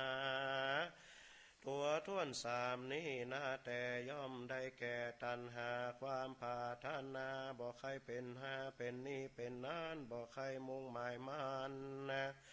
ต่อชาติใดๆบ่มีความอะไรชาติเกิดบ่ใครก่อกำเนิดเป็นคนบ่ปรารถนาเอาเมืองบนจันฟ้าบ่ใครใครตายความนาดับศูนย์บ่หันเป็นกุลเป็นโตตัณหานิโสดนับเขา ก็ว่าพิษแบบก็บ่พิษแบบเบาอุทาทินทิโกตันหาปาโลบาปใบดังภากาไว้มีสามภาการจ้างป่ากองทุกมาปานมาปอกบอกว่าทุกตั้งนอกตั้งในทุกในใจมีมาแถมบ่ใจน้อย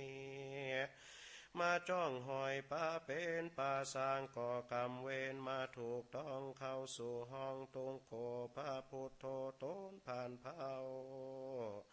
จีแล้วเล่าว่าเป็นกองตุกตั้งมวลจริงจากจวนคนเฮาตั้งหลายจูผู้คือมาส่องหูหันต่างสุขต่างวิมุตติวิโมกข์ต่างพ้นจากโลกวัฏสงสารจะแลนา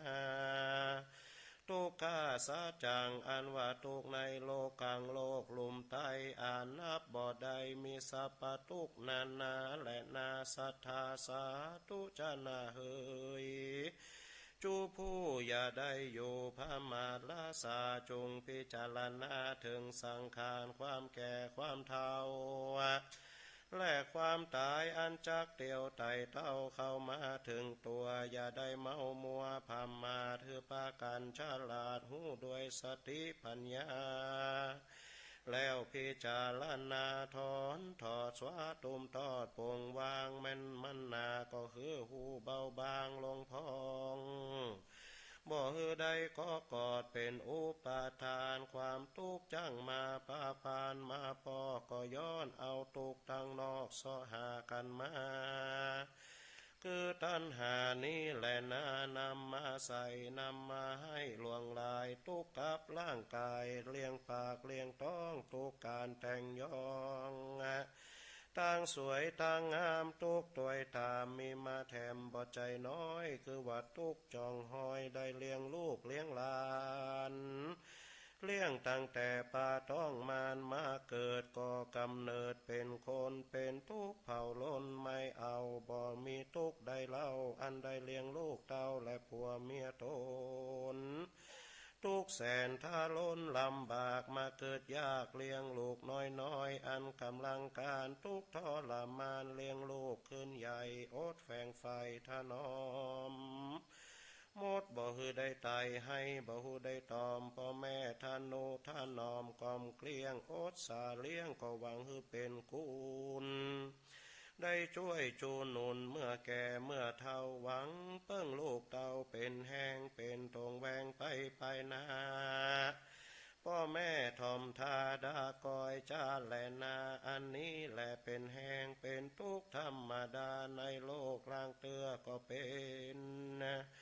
ทุกเศร้าโศกมีมาหาคือว่าเป็นทุกขาทุกเมื่อลูกขึ้นใหญ่อายุไฟเพิ่งเปล่ากำลังขึ้นหน้าหนุ่มสาวบ่าวหนุ่มวัยอยู่ในวัยรุ่นปุ่นแยงกินแห้งเมื่อพ่อแม่แก่เฒ่าโอ้ยหนอลูกเต่าซ้ำบ่เอาไหนล่างคนก็มาเป็นฟืนเป็นไฟกับพ่อแม่แอวสวกแสเผาล้านล่างคนก็มีสันดางลึกลืดเป็นคนมัวมืดอันธพาลบ่เอาการเอางานสักสิ่งกินแล้วก็วิ่งลงเฮือนพ่อแม่ตักเตือนสอนบอกซ้ำมานอกคอกเหลือกำลางคนก็พาตัวทะลำตำจ้ามาตกเป็นค่าการสนุกม่วนเงางานเอาตัวการพนันขันต่อของหลวงล่อกินเงินต่างอันหาความเจริญบ่ได้เอาตังไพ่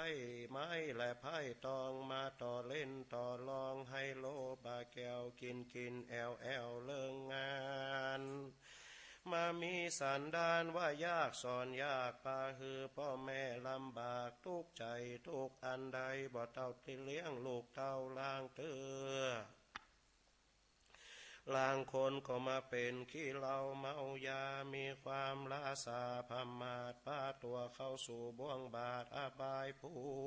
มิปาลงคุมถอนยากปาเป็นกรรมวิบากเมื่อนานแต่แลนาเด็กขาฝูงจะนาเหยหนุ่มนาว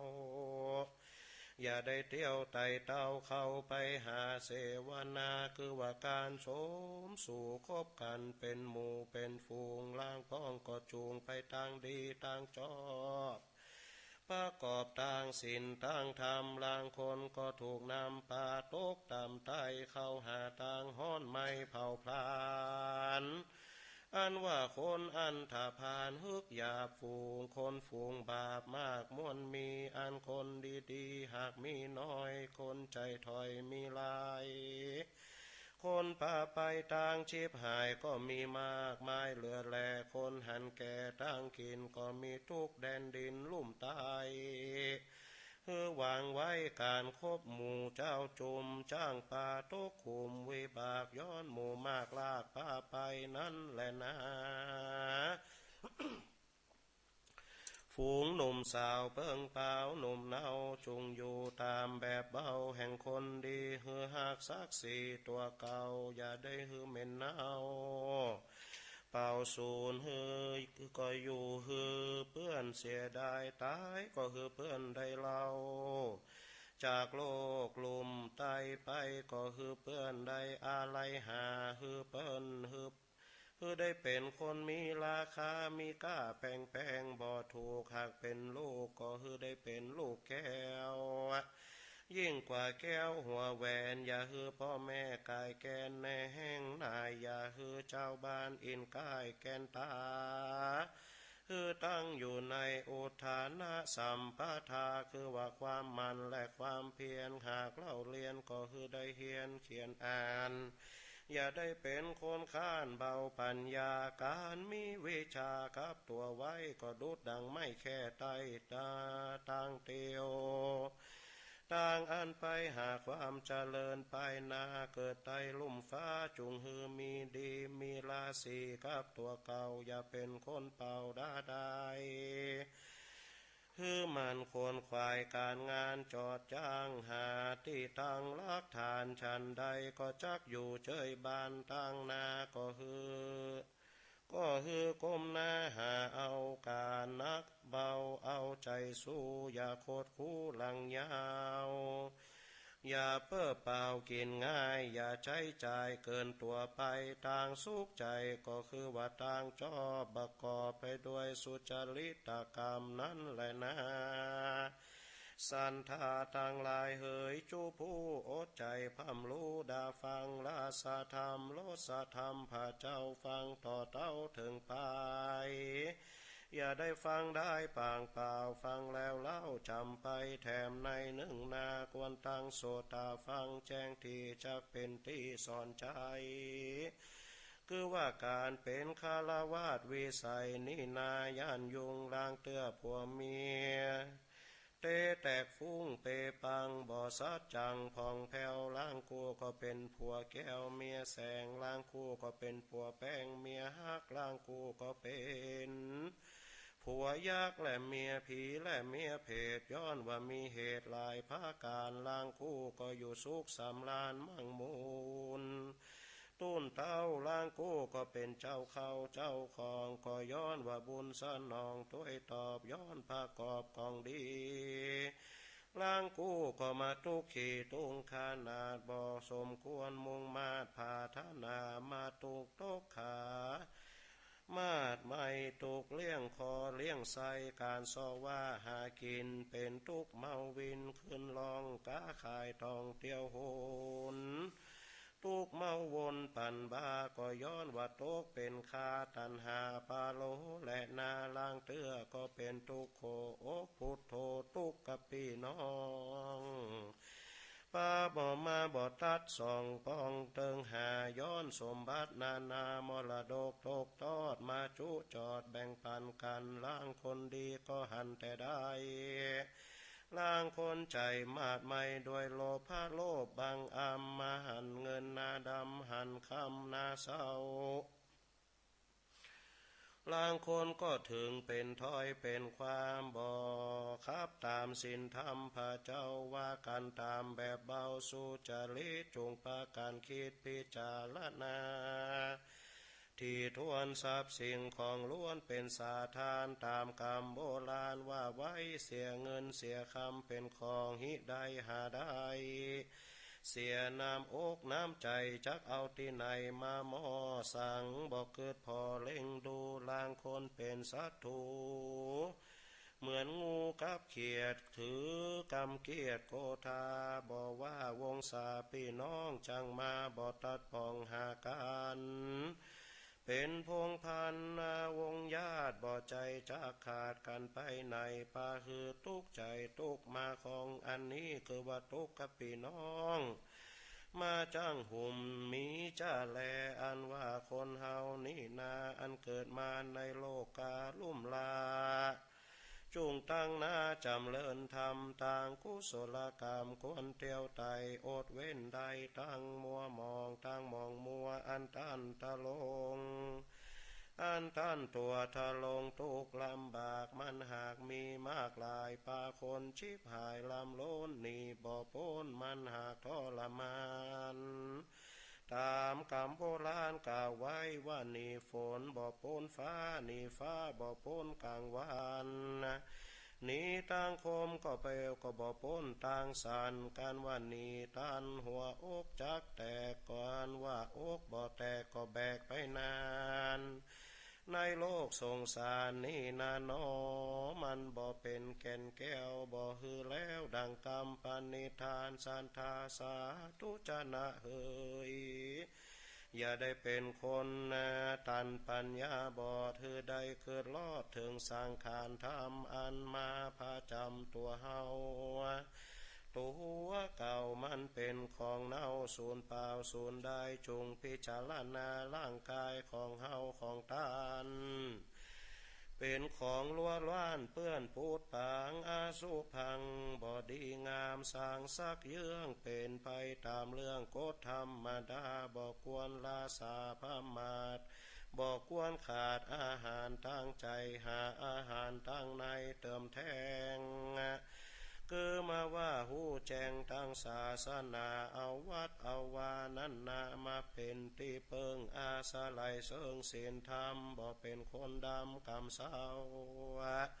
คืออยู่ตามแบบเบาแห่งคนดีอันว่าคนในโลกีนี่นามวนมากตันหาลากปาเป็นสร้างก่อกรรมเวรมานาถมเนถมแน่นป้าบาปแล่นตัวยตามยิ่งโลกปัจจุบันนี้แถมเล่ามีหลายร้อยเต้าถมนามีแต่คนปาลาบาปไม่หาอันว่าคนหันแก่ได้คนหันแก่ตัวบอกเกิดต่างกลัวจักพิษเป็นบาปมาเทกขานาบกินเอาดังจุเผาหลอกต้มเอาโจรเปิ้นล้มวอดวำวายมีตังเจิงลายเล่นลิ้นคนปอกปินล่อลวงพางโซหาทางกินง่ายทางชูลายหลอกตูนเอาก็มีมากแลนาแถมในเนื่องนามนุษย์สาอันว่าคนเฮาจ้างมัวเมาหลงโลกเอากามาโภกมาเป็นพามานหันว่าโลกสงสารนินาเป็นที่ตั้งแห่งความสุขเป็นที่สนุกวิเศษที่แท้ถือกิเลสทั้งมวลเป็นพระใจจักจวนฮือเกิดก่อกำเนิดยังกองทุกตั้งหลายพ่องลงงมงายตั้งการเล่นการม่วนอดเอาอ้วนตึงตังพ่องก็ชอบฟังพ่องก็ชอบพอของหลอกล่อลวงตามีสัพพะนาในโลกห้องเป็นของจ้องก้องคือลืมตัวล่างคนก็เมามัวตั้งเราล่างคนก็หันพ่อแม่แก่เท่าพ่อแก่พ่อเฒ่าก็เมาโซเซใจยังบ่หันเหปีกปอกยังจมอยู่คอกสงสารบ่อายฮือลูกคือหลานฮือลูกเจ้าบ้านดูถูกดูแคลนสางบ่แงนแย่งดูแว่นพอฮือแม่นตัวเฮาหันเป็นเงาว่าเท่าโกกโวกบ่อันตากน้ำใส่กะโหลกแย่งเงาพอแล้วบ่เล่าแต่เล่าคนเท่าซ้ำบ่หู้สึกตัว มาไขหัวเหมือนบี้ให้เท่าขี้ไหลซอกก็ขัวป้องออกข่าวพรเขี้ยวก็คอนลูดลูดเทวาตูดมาเตือนอายุปีวันเดือนได้เท่าใดหากนับใดอายุอันจักมาตั้งนามันหากไกลกว่าตั้งหลังคือปากันระวังสังเกตตั้งกิเลสจ้างปาปานมาเป็นมานเกิดเกิงมานองเนืองอารมณ์อันว่าโลกสังคมพากันกิ้งเกือกมาค้ำเขือกกันชีพหายบอกว่าของค้าของขายมีหลายจำแนกมีแผกหลายภาการนับตั้งอาหารและการแต่งยองของตกแต่งห้องห่อเฮือนมีตั้งเฟอร์นิเจอร์มีปาเลอะมากลวงลายของสุขสบายร่างกายภายนอกสหาปอซ้อหามาปอกงามสวยคนเฮาล่ำคนอันคนล่ำคนรวยหากเยี่ยใดมีใดคนหอดไล่ทุกยากอับจนซ้ำมาดิ้นรนคำเคือกมาซ้อเสือใครใดใครดีมาใครมีเหมือนต้านเลยฟุ้งซ่านกับสมัยหากพอใจเอามาไว้ก่อนแล้วก็ค่อยผ่อนเป็นข้าวบอกว่าเงินเดือนเงินดาวเสาะมาปอกออกดอกบานงามดอกเบี้ยลามที่ไตคือมาเป็นทุกใหญ่ทุกมาไล่เตมาเตือนถึงกำหนดเดือนมาควายเจ้านี้ก็มาถามไทยทวงเงินหวังความเจริญเอานาติแต่ตกเป็นค่าแห่งตันหาและนามนุษย์สาอันว่าคนเฮานี่นาหากจักจากเก่าที่มาชอบหุมเฮาเป็นนี้ไว้กับตนกับตัวบ่หูจักกลัวความทุกข์ยากและความลำบากเมาวินลางคนบ่นากินเลี้ยงใสมาใครใดใครมีใครเป็นสาธีกินง่ายลองตั้งพายการพานันมาแข่งขันขันต่อของจอบล่อใบหวยย้อนว่าใครร่ำรวยมีนามีตามีนาบุญป่าละมีบ่แก่กามาใครมื่นตาส่องฟ้าแข่งตาวันวาสนาบ่เติงตันบุญก็บ่พันแบบปันแบ่งยังมาใครแข่งป่าละมีล่างคนก็บ่มีก็ปอบ่มีเสียงมดเสียงเคียงตั้งบ้านตั้งช่องตั้งเงินทองไล่นากามเขตก็ย้อนกิเลสโลภะตัณหานั้นแหละนาสาธุจานาดุลาสันธาทั้งหลายเฮยอย่าได้ละเลยพามาตกไตอำนาจอารมณ์จ้างหุมไปนิยมกับของมาใหม่ซื้อมายองมาใส่เหลือลายของตกแต่งร่างกายพัมพร้อมกับต่างสิ่งแวดล้อมยั่วยุใจของสมัยลวงล้อมีตั้งของพอของก้อยของใจซอยมีแปลกตามจากซื้อแลกพอใจตั้งพานุ่งขัวใบของกามาโพกปาฮือเอาโลกบังธรรมหันหลังตามศาสนาพระเจ้าปามบ่ป้ากันเข้าสู่วัดวาอารามบ่ต้วยตามคนโบราณเชื้อเก่าปาฮือเป่าเสื่อมสูญไปของเมืองในไปนอกของเมืองนอกปามาบอกว่าต่างภาษากำจากำอู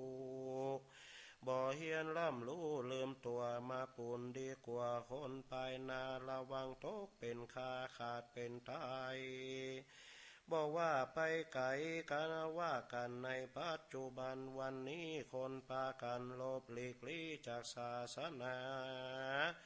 เข้าสู่วัดสู่วาไปป้อบ่จ้างบ่หู้จักไปนั่งสันใดย้อนว่าเครื่องสมัยนั่งบ่ได้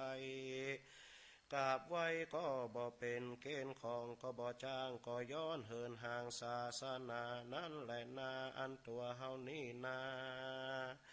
มีโมหานักนองโลกจูงจองว่ำวายคนหลงงมงายตั้งบาปบ่หูขนาบตันทุน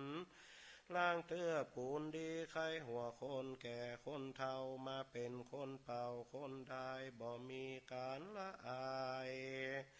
คือคนหนุ่มคนน้อยบอกใครจักให้เรียบร้อยต่างกิริยาการต่างวัดต่างวาบอกเอาใจใส่เอาต่างกบต่างไก่เป็นอาจีนเครื่องต่างศีลธรรมเรื่องต่างศีลธรรมบ่สนำจำได้ดังกรรมสากรรมไว้และกรรมปอนบ่หูจักสั่งสอนจักซ้ำบ่หูปั๊มเพ่งเปลี่ยนโอดใจเฮียนตามแบบเบาเป็นคนแก่เท่าก็เพื่ออายุสังขารถึงข้าวลูกหลานมาสะหัวดำเก่ามาต้านขันเข้าปีใหม่วันดีคบไข่มีวาสาเข้าออกคนเท่าหัวงอกบ่จ้างปันปอนบ่หูจักสั่งสอนตัวเก่ามาเป็นคนเปล่าอนาถาเป็นคนมีบ่มีราคากับเปิ้นเป็นเท่าเถื่อนลงเมืองและนานิติตาขีญาอันสังวันนาวิเศษจาห้องเหตุตันหาสามเงาอันเป็นผู้เก้าก็บังคมสมเรสารเดสาธุสาธุสาธุปน้อยอยู่ใกล้ยกเกียนมันเป็นยังใส่นี่โอเคนิมนต์ท่านพระคุณเจ้าเฮือปอนเป็นลำดับสืบต่อไปตั้งจิตตั้งใจญาติน้ำหมายตาเอาพี่น้องศรัทธาทั้งหลายยะถาวาลิวหาปุระปะริปุเรนติสาขลังเอวะเมวะอิโตทินังเปตานังอุปกัปปติอิจิตังปฏิตังตุมหังคิปะเมวะสมิจันตุสเพปุเรนตุสังกปาจันโทปนรโสยะถามณีโชติละโสยะถาโสยติธรรมโมจะอายังนิทัสสิโตเปตานะปูชาจักตาอุลาลาพลัญจะภิกขุนามโนปฏินังตุมเหหิปุญญังปสุตังอนัปกันติสิริอายุจวันโนจะโพคังวุธีจะยัสวาสตวัสสาจะอายุจะชีวสิทธิภวันตุเตสพีติโยวิวัจจันตุสัพพโลโกวินัสตุมาเต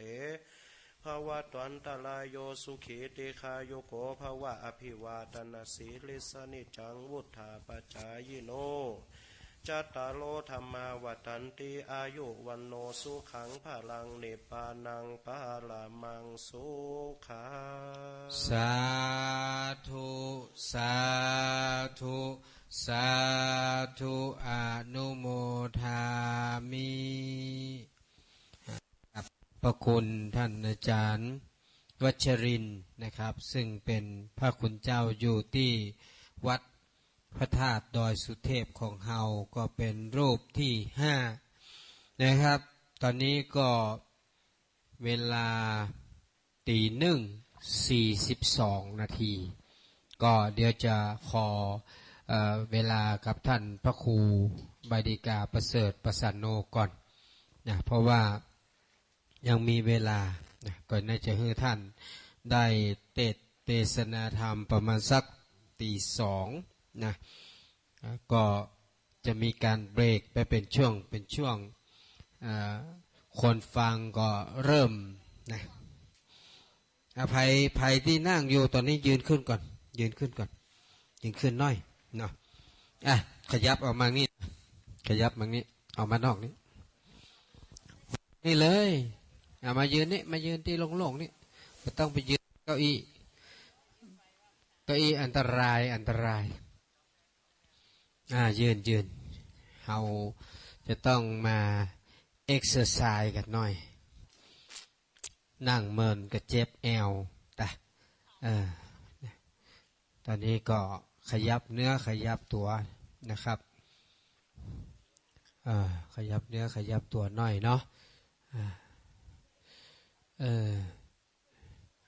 ยกแข้งยกขาหน่อยยกแข้งยกขายกแขนนะแขนตัวเนาะ แขนตัวขาตัวขยับน้อยเพราะว่าหลายคนก็นั่งมันมันเมื่อยอิริยาบถยืนเดินนั่งนอนตอนนี้เฮาได้สองคือยืนกับนั่งเฮายังบ่ได้เตียวเฮายังบ่ได้นอนแต่คนที่ยายเป็นแลบนะได้ตึงนั่งได้ตึงนอนแล้วก็ตังบนพุทธก็มีเนอะ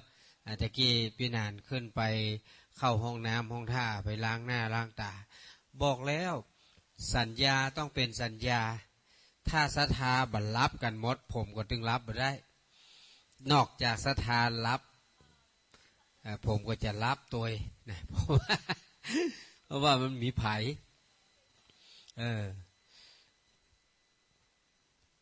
ยกขายกขายกขาหน่อย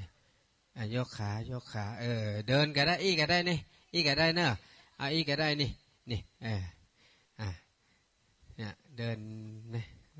ขาเขาสะบัดไปทางหน้าหน่อยสะบัดขาไปทางหน้า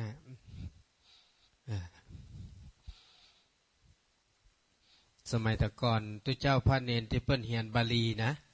เปิ้นนอนนุนบะเป้านอนนุนบะเป้าถ้าเกิดว่ามันกิ้งไปหน่อยหนึ่งหัวตกปุ๊บลุกมาท่องบาลีต่อเป็นท่องหรอปุงลิงนะปุงสักกะลิงเนี่ยก็ท่องของเปิ้นไปนะฉะนั้นเฮาก็เนี่ยลมก็จอยมาเรื่อยๆมันก็มาถึงกับฮ้อนเนาะหลายคนก็ตุ้มผ้าถ้าจริงแล้วนะอันมาค่ำยามคืนแบบนี้นะมันโล่งดีเนาะ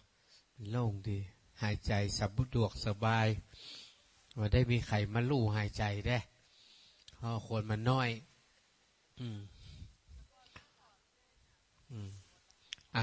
พอได้นี่ละปะปิกเข้าไปนั่งปะเตียวเข้าไปนั่งต่อเดี๋ยวจะเล่าอย่างให้ฟังหน่อยเนาะก่อนที่จะฟังธรรมจากท่านพระครูเสดเอาพอขนาดพระจากวัดไฟหินเปิ้นยังบรรลับเลยเปิ้นมาถ่ายทอดสดเนี่ยนะเปิ้นถ่ายทอดสดให้หมู่เฮาคนที่อยู่ต่างบ้านยังมีคนโฮมาอยู่นะโฮแม่ตืดเนี่ยโอ้เขาก็บรรลับเหมือนกันนะอยู่ที่บ้านน่ะรอฟังว่าจะเอาอย่างมาเล่าแถมเนี่ย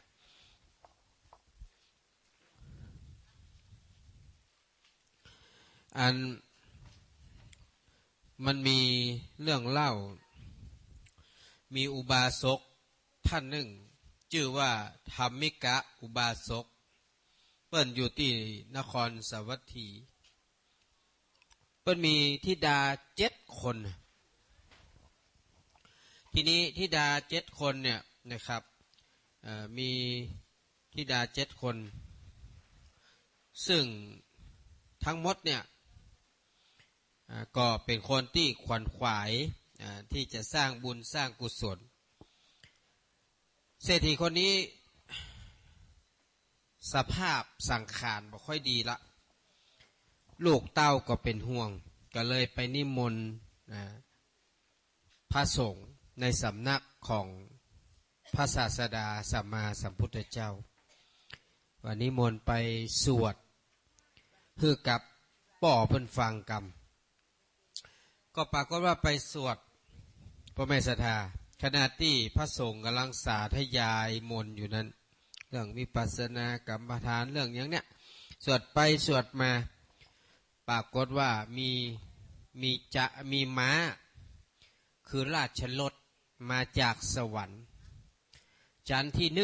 1ส่งม้ามาส่งเทพบุตรเทพธิดามาจวน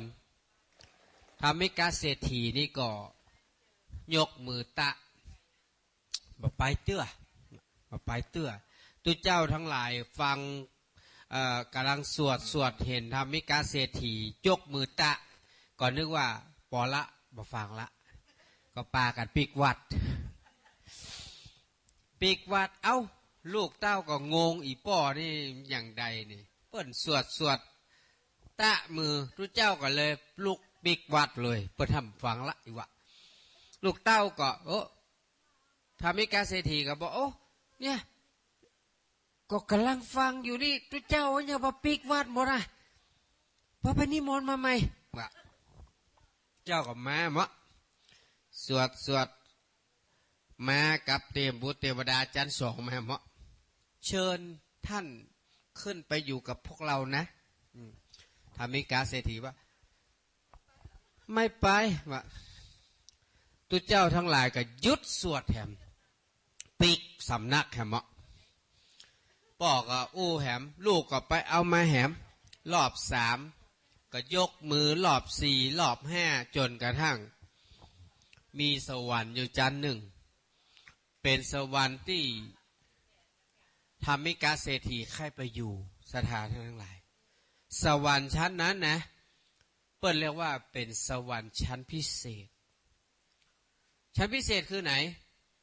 ชื่อว่าสวรรค์ชั้นดุสิตเราจะจำได้ว่าพระพุทธเจ้าของเราเนี่ยตอนที่พระองค์จะลงมาอุบัติเกิดขึ้นในโลกนี้น่ะท่านอยู่บนชั้นดุสิต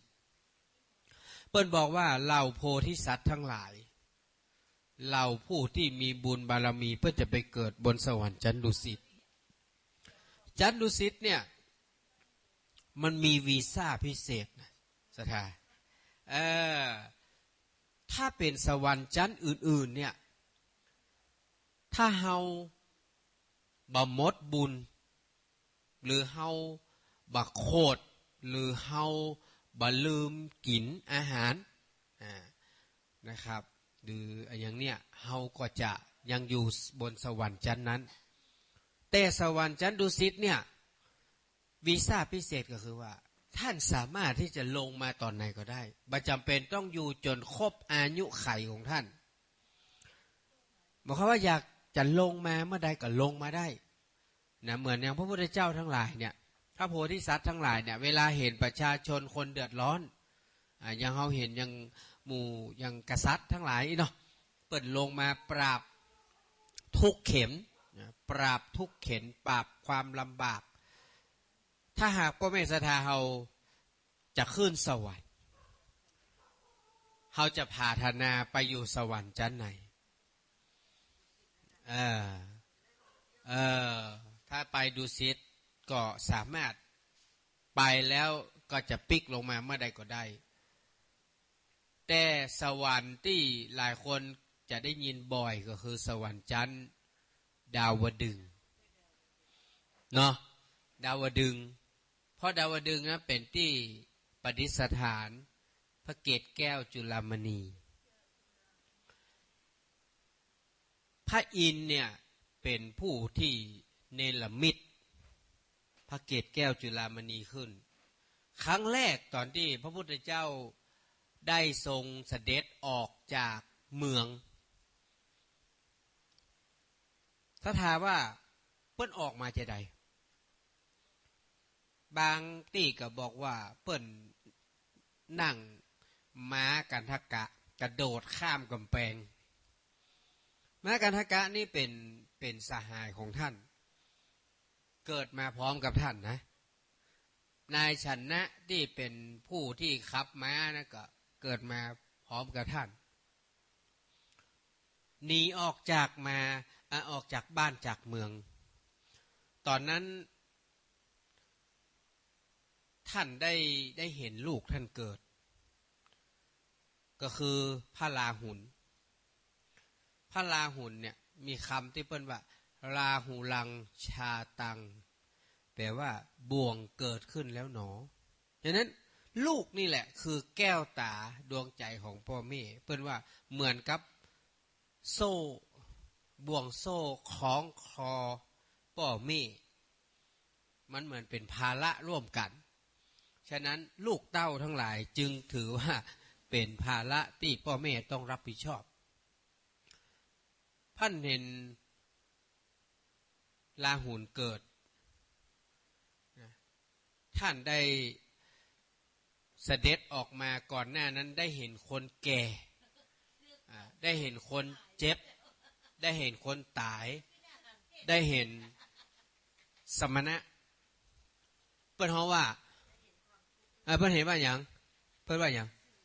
เปิ้นว่าทูตทั้งสี่หรือว่าเตวทูตเตวทูตก็คือสิ่งที่เปิ้นเนรมิตให้หันนั่งม้ากันทกะกับนายชนะเพื่อเรียบพระนครเนาะปกตินะในยุคนั้นสมัยนั้นเนี่ยพระเจ้าสุโธทนะเนี่ยเปิ้นจะมีการกำชับนะก็เหมือนคล้ายๆแบบเดียวเนี่ยคือถ้าเจ้าฟ้าเจ้าแผ่นดินจะเสด็จไปที่ไหน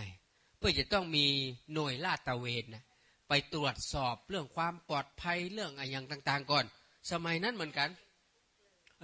สมัยนั้นน่ะพระเจ้าสุโธทนะนี่สั่งเลยนะถ้าว่าเจ้าชายสิทธัตถะจะไปที่ไหนเนี่ยคือคนไปเคลียร์พื้นที่ก่อนนะคนเฒ่าแกเนี่ยอุ้มไปซ่อนไว้ทางหลังห้ามเมื่อเห็นคนเฒ่านะเอาไปซ่อนคนเจ็บคนป่วยเอาไปซ่อนไว้ห้ามมือหันเหลือแต่หนุ่มสาวหน้าตาพิลีพ่อล่อสวยๆไว้เนี่ยแต่ด้วยเปิ้นเฮาว่าเทวทูตกับว่าเทวดาน่ะเทวทูตเปิ้นทำให้หันไปเจอคนแก่ก็บ่เคยหันสักเตื้อนะคนแก่ก็ไปหันอยู่หั่นน่ะถามชนะนี่ใครชนะอ๋อไอ้นี่ก็คนแก่พระเจ้าค่ะอ๋อ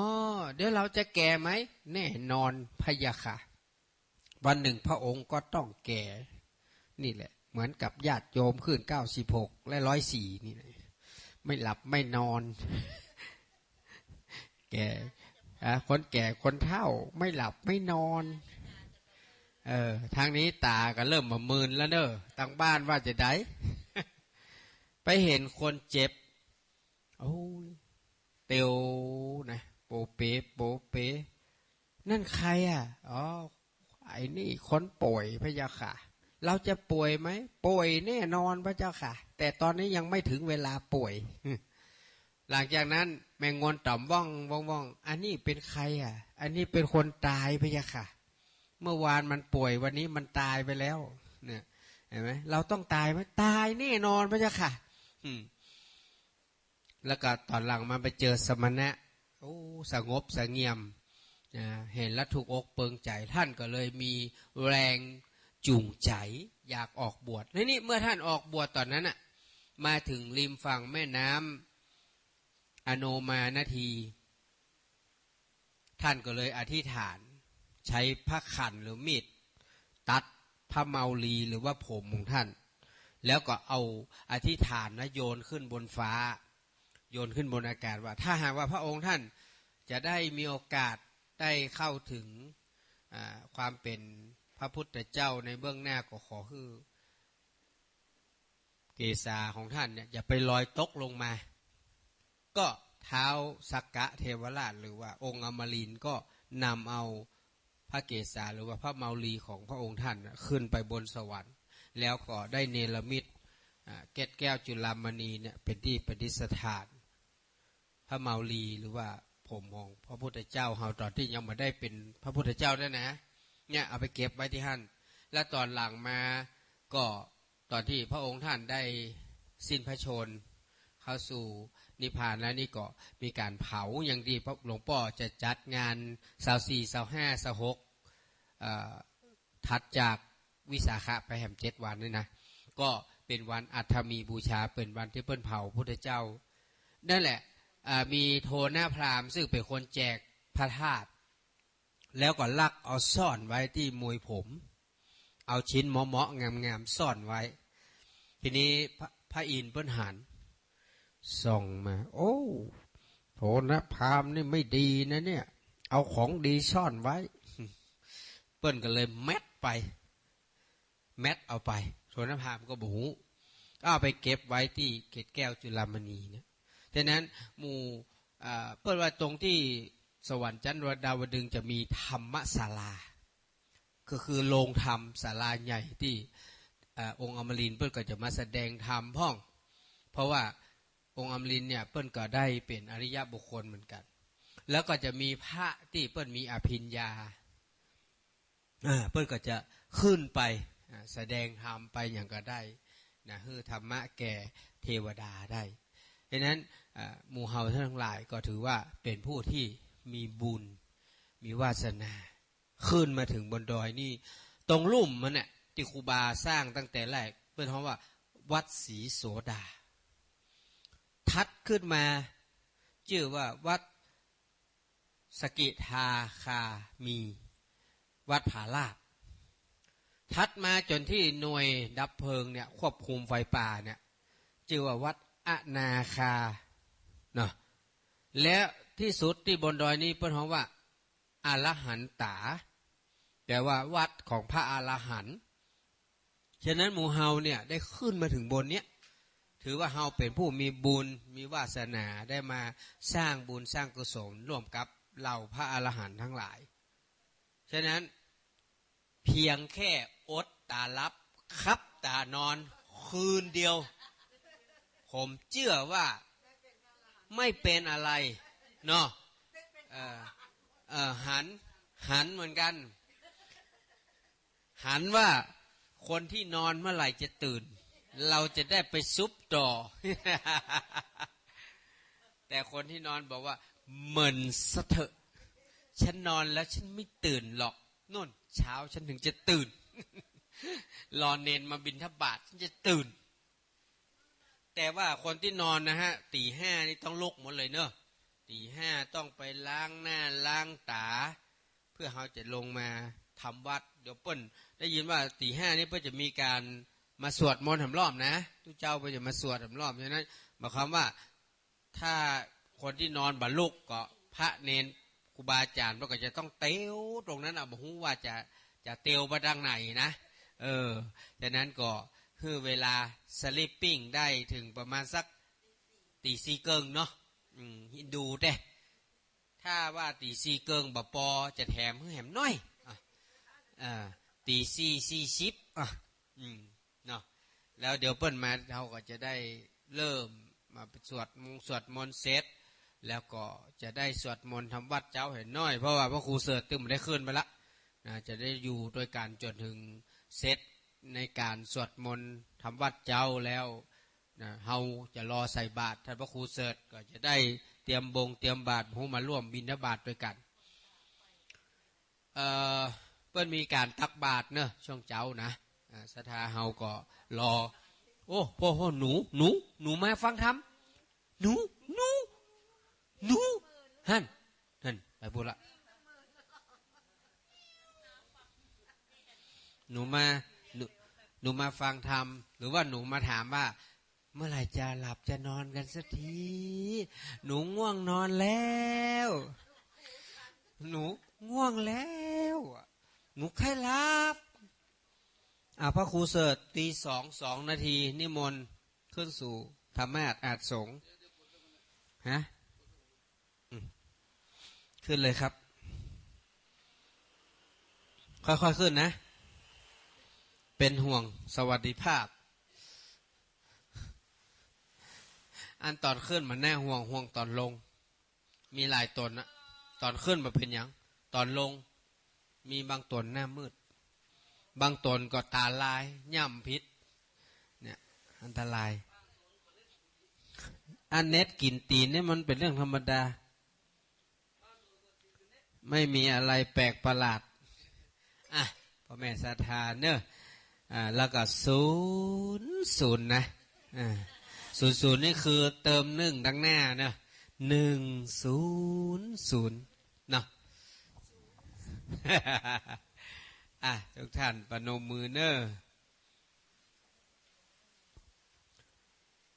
ลมมาจะโลกาธิปติสหัมปติกัดอัญชลีอันทิวรังอายาจะทาสันติทาสตาปราชกัจจติกาเทเสตุธรรมังอนุกัมปิมังปะชัง สะดุ้งสะเด็น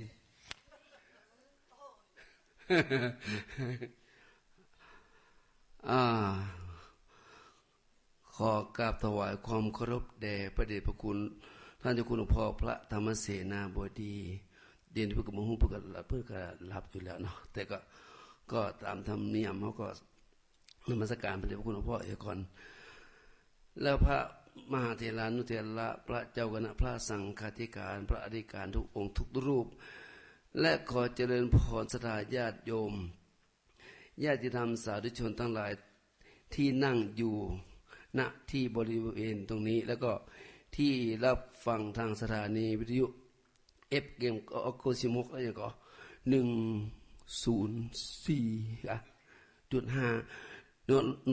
นะมันก็แล้วขึ้นสีขาวตัวช่วงนี้เป็นช่วงของตุปปี้ยองเนาะเดี๋ยวนี้เขาขอเวลาเพิ่นเนาะตี 2 ตี 3กูเตียเป็นของตุปียองหรือว่ายอดสนาม3เคแบตเตอรี่วันนี้ประเสริฐซักขึ้นแตนก่อนเนาะต่อไปนี้อาจจะมาจากวังศรีเวลาสระญาติโยมต่อจากธรรมของพระอาจารย์วสิรินทร์ตะกี้คือตัณหาสามเงาผูกที่1นี่ผูกที่2ผูกที่3ก็มีแต่จะได้ก็เทพประเทศบ่ฮู้เนาะพอกันพอเวลากันเนาะต่อไปนี้ก็เชิญศรัทธาญาติโยมสาธุชนทั้งหลายตั้งอกตั้งใจฟังพระธรรมเทศนาเรื่องตัณหาสามเงาผูกที่2ต่อจากผูกที่1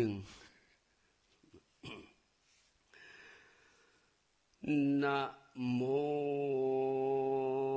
ตัสสะภะคะวะโตอะระหะโตสัมมาสัมพุทธัสสะอิตังทุกขังอริยสัจจังจาตาปิทุกขังจาลาปิทุกขังพยาติปิทุกขังมรณะปิทุกขันติ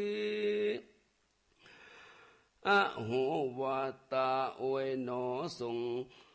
สารนี่หนอบทสัจจังมันบทเตียงหูความอย่างไปมาผุงสัทธาพี่น้องอย่าตกไข่ของประมาทลาสาอายุสังขาราได้เต้าได้นับได้อายุอันจักมีมาตั้งหน้ามันหากไกลว่ากว่าตั้งหลังหือป้ากันระวัง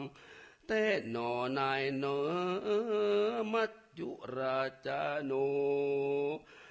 อันว่ามัจจุราชมันจ้างมาลู่ญาติหือชีวิตกาดกาไปมันบ่สมใจสักสิ่งลู่มวยมิ่งมอดระนังอานิจจังบ่มันบ่เที่ยงตุกขังลู่ความเหียงบ่เมื่อนานอนัตตาหาแก่นสารบ่ได้ตกต่ำไตสู่ความตาย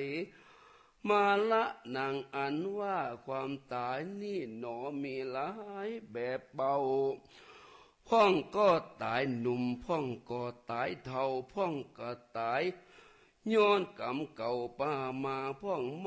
รณะโดยโลกาพยาธิเคาะมาปาดกรรมมาปานเป็นโรคต้อลำมันห้อนไม่อยู่บ่ได้ตายไปห้องอยู่ในไว้กรรมหลังสนุกยังม่วนบ่ฟังมาด่วนวำไว้ล้างคนเป็นหนุ่มจุ่มใจแอวสุกโซนกายกันกาบุกบันฆ่าตีกันหนีบ่ตัน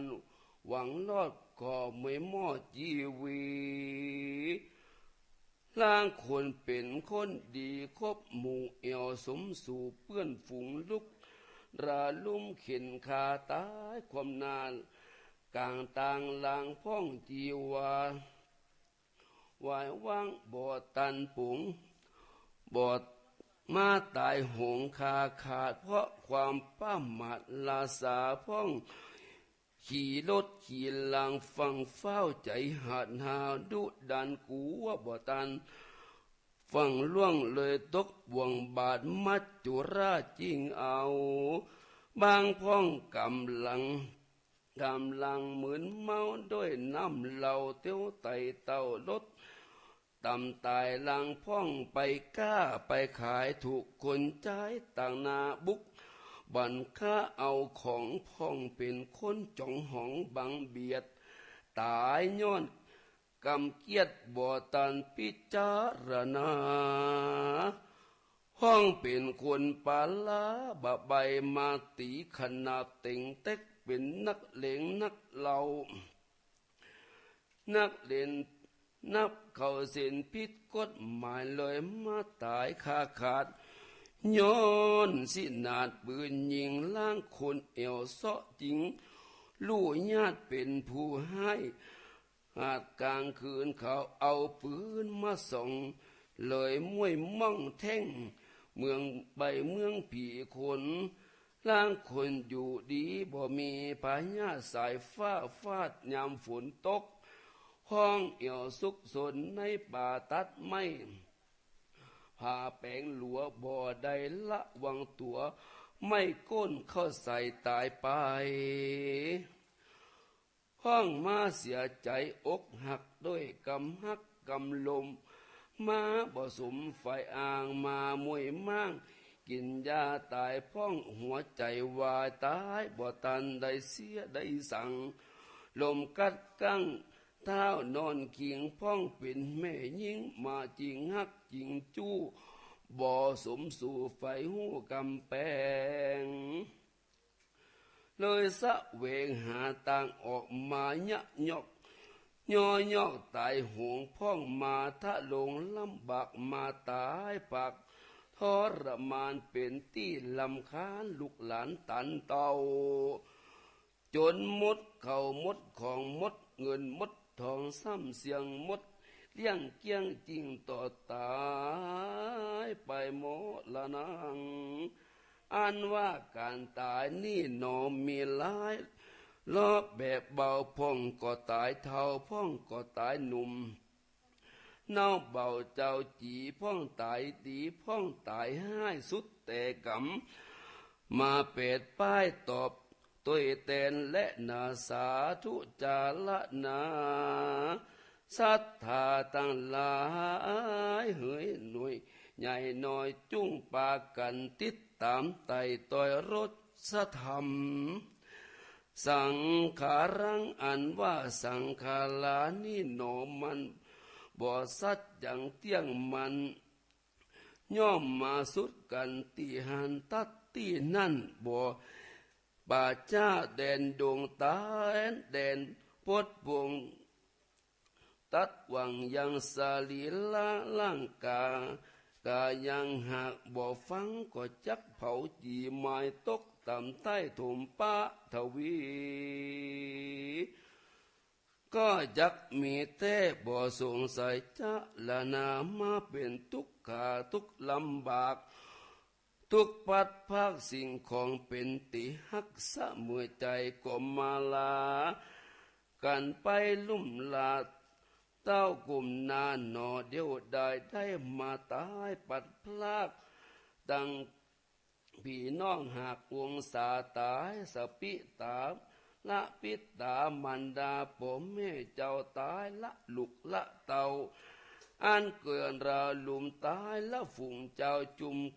อันเคยสู่ละตั้งหมู่มิตรเกี่ยวสหายละปู่ย่าตายายละมวยตั้งหลานเล่นน้อย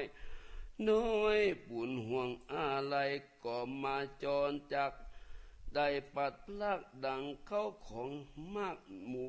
เกหากับสามิกาอันลักยิ่งละเมียมิ่งสะเมื่อใจจากกันไปลุ่มลาบ่ปิกพอกนาขึ้นมาผุงศรัทธาพี่น้องเฮ้ยอย่าตกขายของประมาทลืมตัวอย่าหลงมัวเมาลืมตัวตนตัวเนื้อเจ้าอันหลงหุ่นต่างนั้นเล่าง่ายกว่าหลงใจมัวเมาจุ้งป่าตนตัวดังอยู่ตั้งกับ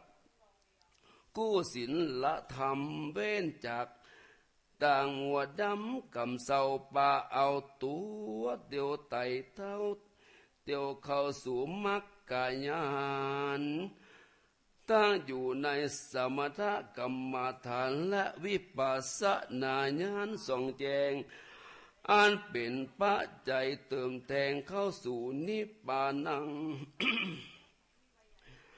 หากไต่เต่าเที่ยวไปมาในวัฏฏะสงสารหลายชาติก็อย่าได้ขาดศีลธรรมต่างศีลธรรมดุจดังสามเป่าคำป่าไฟทอมือดังเข้าห่อสะเปียงต่างเที่ยวต่อไปสู่แดนสวรรค์เป็นแดนสุขสันต์อนันต์ล้ำยิ่งเกือเมืองเกี่ยวมิ่งมหาเนลับปานปากินนกาถาขีญาอันเตสนายังตันหาสำเงาก่อเลี้ยวเป็นห้องก่อนแลตีนี้จักเก่ายังอามตะปัญหาผู้มีพญาเบิงหูดังนี่เอวัมเมสุตังเอกังสามายังหากาวาลาจะขะเหวิหารติเวรุวะเนกะลันทากานิปาปิเตนะสัมมะเยนะตถาคาเรเทโรมานะอาวุโสติเอวัมเมสุตังอันว่าสูตรอันนี้นาเป็นนิตานวาจานะแห่งมหาอนันทเถนเจ้าโตนอุปถากไฟเฝ้าพระสัสดาปาหุสุตัวตนได้ฟังธรรมเทศนามาบ่น้อยจากพระยอดซอยสาปัญญูต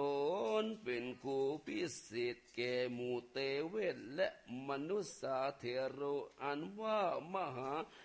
อานันตะเด่นเจ้าตนผ่านเผาซึ่งปะสุ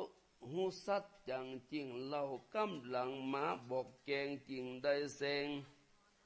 เตสนาฮึเกอรหันตา500นั่งเป็นถอยเลี้ยงงามในตั้มกลางสูงองค์กาชาติเป็นขีนาสาวกชาติอาริยาอันมีมหากาสปะเทนเจ้าเป็นเก้าเงาแห่งสังฆเจ้าหมู่ขีนาว่าพันเตข้าไว้เดมหากาสปะเทนเจ้าตนแก่เท่าโดยอาวุโสอานันโตตนข้าชื่อว่าอานันทเถอิตังสุตังกาลากาลิสูตรอันนี้นาหากได้ยินได้ฟังมามุขตะวาลาจากข้าอุเกี่ยวปากแห่งพระผ่านเพียวศรัทธาโดยมีนัยยะดังผู้คาจากวิทัศนาไปเป็นนานี้แหละนาเอกังสะมายังมีสมัยกาลคาบหนึ่งวันนั้นนาเขตทองในกลางเต็ดต้องเวรุวะนารามเป็นสวนไฟไผ่งามสะอาดพระโลกกันนาถหากสถิตอยู่สำราญเมตตาบานภายเพเป็นที่อาภัยแก่สัตว์ทั้งหลายมีกะตายกะเตเป็นตนบอกไกลพ้นจากเมืองลาจะกะหันนากรไตเต้าใดนาตาถากะเลในกาละยามนั้นยังมีภิกขุตนหนึ่งหนุ่มน้อยศีลใสจื่นจอยนามมีจิวว่ามหากาลีงามสุภาพก็เข้าไปกราบวันตายังตูนพระสัทธาจอมเงาจักขออำลาพระพุทธเจ้ายอดญาณย้อยญาณจักไปสู่สถานเขตต่อเมืองสาวัตถีเขตห้องท่านีส่วนตูนพระมุนีจิงปุงโอกาสอนุญาตให้ตามก กรรมผาทะนาปาพุตตาผ่านเผาจริงบอกเล่ากรรมฐานด้วยใจเบอใจบ้านบ่เศร้าหือเกพระเถระเจ้านำไปเอาเป็นปัจจัยเติมแทงหือส่องแจงมากกายญาณดับสงสารทุกโตถึงสุขยิ่งโยดนิพปานนาว่าดูราต้านกาลีเหอตุนหนุ่มเนาเชื่อจัดเงาอาลิยากรรมัฏฐานังอาหาลิตัวต้านจุงรับเอากรรมัฏฐานะเฮาอันจักจานสอนสั่งหืนล่ำเปิงถึงแก่นสารตะวัดดิ่งสา32โกถากอันเป็นของธรรมชาติหือกำหนดเอาใจจำจดจ่ออยู่ใจใจจักเป็นไม่ไต่สองมากะญาณล่ำเปิงถึงสังขารตัวเก่าหือหันแต่เล่าว่าเป่าสูญหายกำหนดกายของเฮาว่าตั้นว่าเป็นของล้วนของล้วนเน่าป่วยพุดปังอาใจหลังบ่อยาวสืบกวางหูแตกมั่งบ่อยู่บ่เมินตุกมาเผาผ่านจุคืนจุวันคำเจ้าตุกไม่เอาเผาโลนอานันตาบ่ใจตัวใจตนสักสิ่งลูกมวยมิ่งปะถมปาทวีตุรากาลีเฮ้ยหนอเนาเชื่อจะเจ้าขีนาต้านจุงล่ำเปิงหากรรมฐานไปใจหือหันแต่ไส้ในร่างกายจุงกำหนดหมายในธรรมตั้งสี่หัน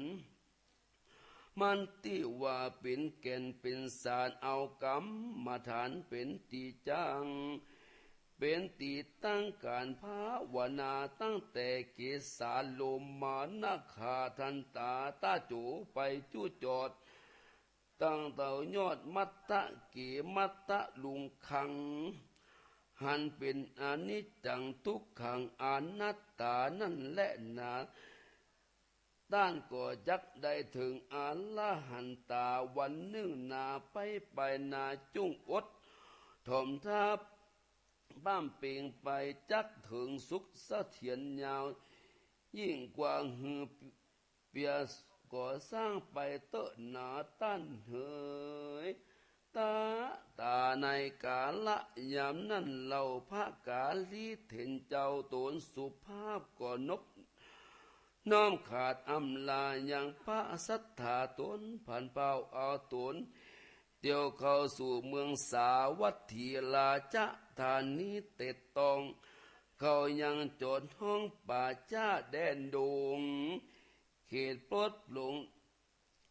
ติดตังยังสาลีละล่างกายาหวดหมูสัตตาเป็นตีจังต้านเขาจดยังปั๊มเป่งเปียอยู่สุขสะเทียนไปตนเดียวก็มีแลนาตาในกาละยามนั้นและนายังมีสองขาผัวเมียผู้เฒ่าหากอยู่เป่าป่าจ้าดินแดนดินอยู่สะแวงกินกับสาลีลาลักษักอันเปิ้งจากเผาผีสิ่งเอาของใดดีเสื้อผ้ามันหักถอมถ้าเอามาเป็นของสัตตาสองเท่าก็มีแหละนาตีนั่นนาสองขาผัวเมียผู้ย่าเท่ามาหันมาหาเทนเจ้าเขายังจอดศาลาจิ้งปากันไปไว้สาทำเหตุว่าตันเข้ามาในคงเขตป่าช้าผีตายมีใจหมายสันใดแต่หรือว่ามาพายแผ่เมตตาปั๊มเปงภาวนาพายโพดยังสัตว์ต้องโตดเป็นเพศเป็นผีสองขายินดีบ่น้อยขอตั้นกล่าวถ้อยกำงามตอบคำถามแห่งผู้คา อันอยู่ทาดาฟังนี้เดเตอเทียนโรตีนั่นพระมหาเถรเจ้าตนชื่อว่ากาลีจิงไขวตีตอบถอยเป็นกำเพ่งปล่อยคาถาแก่สองขาผู้เท่าว่าดูราพ่อออกแม่ออกสองขาผู้อาลิญาจัดเจ้าเจื้อจัดเจ้าเผ่าขีนาตนเป็นลูกศิษย์พระสัทธาเป็นเจ้าปฏิบัติกองเก่าบ่ย้อนยันบ่ภายผลยังกรรมฐานเนปัญญาญาณส่องแจงหูกองแห่งสภาวะธรรมปฏิบัติกรรมอันชอบประกอบโดยกองวัดบังสักกุลเพื่อหือเป็นกุลไปนาคือเอาพาเป็นอารมณ์ตามวินัยนิยมแบบเบาอันพระพุทธเจ้าหักสั่งสอนมาโดยเหตุนี้หนาตัวเฮาจึงพัฒนาเข้าสู่อาสะไหลอยู่ป่าช้าแดนดงเพื่อปลดปลงยังกามคุณขาดสุดเสียงชาติกิเลสตัณหายามนั้นสองขาผัวเมียสองเท้าจิ้งกล่าวกรรมตอบถอยว่าสองขาหมวนด้วยหากยินดีอันต้านภาวนาตีไข่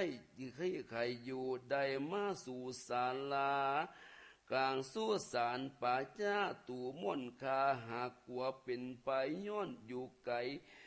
เจ้าบานอันตะลายมีจุดานและ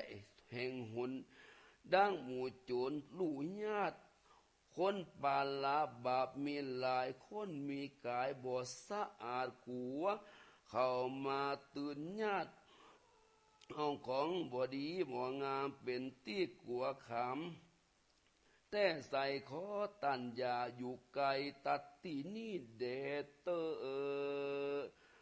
นัยยะหนึ่งและนาหมูเสนาและสาวกะอำมาตย์ผู้มีอำนาจรับอาสยามาจากพระราชาธิราชเจ้าหื้อมาไฟเฝ้าประกอบมาพอล่องลอยมูลให้อันโคตรใกล้มาอยู่อาสะไหลกัวเกิดภัยกับต้านกวนตีผ่านกลางค่ำกลางคืนกูว่าตังปืนและศีลนาฏมาปังป้าถูกตัวมาปูนดีกว่าดีล้วนต้านกวนไปบอกเฮือนนายบานเขาได้หู้และเข้าใจแต่แลนะตีนั่นมหาเถรเจ้าตัวหนึ่งตาอ้นหนุ่มเนาเจือชาติอาลิญาจิงมีวาจาตอบถอยเป็นกำจืนจ้อยปิญาวาโดราอุบาสกะอุบาสิกาผู้เฒ่าเฮายินดีแต่เล่าอันตันหาคุณนาเฮาบ่มีสั่งมาฮือเขาลู่ญาติมีแต่บาทกับพาติตัวเฮาบอกกลัวเขามาจิ้งลู่จักอาสะไหลอยู่บ่เหมือนจักอยู่จำเริญกรรมฐานท่านแต่อุตสาหะและบ่มีปามัตตลาสาปะมาตในสุสาวาสกลางคืนการนั่งนอนเตียวยืนในอาริยบททั้งสี่ก็จักเป็นที่ควรละวังมีสติสัจจังมันเก่นจักหือใดแล่นเป็นภาษารมว่าอันอาทากาเลในกาละยามนั้นยังมีเศรษฐีสองผัวเมียผู้เฒ่าเศรษฐีผู้ผัวนั้นเล่าจิวว่าธรรมจิตตาส่วนพระลิยาเมียจิวานางปะนิปะทิดาลูกโสภาหนุ่มเนามีลูกเตาผู้หนึ่งจิวานางเขียมมางามโสภาจืนจอยห้องเป็นสาว หนุ่มน้อยสิเนหาเป็นเตี้ยเปิงตาแก่หมูถ้าลามแล้วเป่าเท่ามาเจยจุ่มเจ้าจอมควรเป็นนิรันดร์ใจมาเป็นไข้ใดไฟแฝงฮักนางจอมแปงนางเขมานักหนาก็มีแลนาสาปิเขมาส่วนอันว่านางเขมานางทิดางามบ่สาวอายุบ่เท่าตันเกก็รีบเข้าเพสู่มอนระนาย้อนเปียที่โลกามาป้าชีวิตเสียงขาดเมียมเมื่อมอนสองตามอนพ่อเมตเท่าจ้วงจับจ้วงจวบเข้าเมาวินบันบาคนตัวนาป้ากันเสียดายนักหนางามกว่างามแต่และหนาส่วนคนตั้งหลายเขาคงควายส่งสักการยังสาลีละสร้างช่วยกันหามจักลักซากแห่งนางเขียมางามหนุ่มเนาปากันไต่เต่าเข้าสู่ป่าจ้าสุสานก็มีแหละนาอาทะในกาละยามนั่นสองขาผัวเมียผู้เท่าคะนิ่งเล่ากองดีว่ากวันดีเอาสากผีหือเป็นประโยชน์หือคนตั้งหลายหันโตดในวัฏสงสารยิ่งไปบอกอย่างอาการหือทำมาจิตติเศรษฐีหูแจงว่าลูกศิษย์แห่งพระมุนีนายตันมาอยู่ภายโพดยังสัทธาโลกในตีนี้กวนดีเฮาตั้งหลายไปไว้สาไปสักกาละบุตรจาและนายามนั้นยังมีเสนาอำมาตย์ผู้หนึ่งแห่งพระญาประเสนที่โกศลตนองค์อาจอันเป็นกษัตราธิราชเมืองสาวัตถีเสนาบดีก็นำเอาข่าวสารไปไว้สาธุนกล่าวฮือพญาเจ้าได้หูกล่าวอันมหาเถรเจ้ามาอยู่เมตตาในสุสานปัจจาตินั่นแลสาธุเมื่อนั้นพระญาปเถรติโกศลเทียราโตนองค์อาจก่อนใจจิ้งมีหอฤทัยจมจื่นไข่ไปยกยื่นสาละสายังพระมหาเถรเจ้าจึงเสด็จไต่เต่าไปสู่สุสานแล้วนำมาสักการกับกล่าวโดยที่ติดตีเต่าหาแห่งพองามแล้วจะถามอย่างพระมหาเถรเจ้าถึงองค์ก้าวเงาพระสัทธาตั้งสาวกามวลหมู่ว่าพระสถิตอยู่หนใดสุขสบายหรือว่าทุกข์ยากหรือถ้าหลงลำบากโดยเปียติโลกาว่าอันเมื่อนั้นมหากาลีเถรตนชะลาจิงแสงสวัสดิ์แสงสวดกรรมดีไขวาตีเกพระญาเจ้าบอกเล่าเก่าขีญาแห่งพระสัทธาพระพุทธเจ้าจุประการแล้วแจงอาการบอกเล่าแก่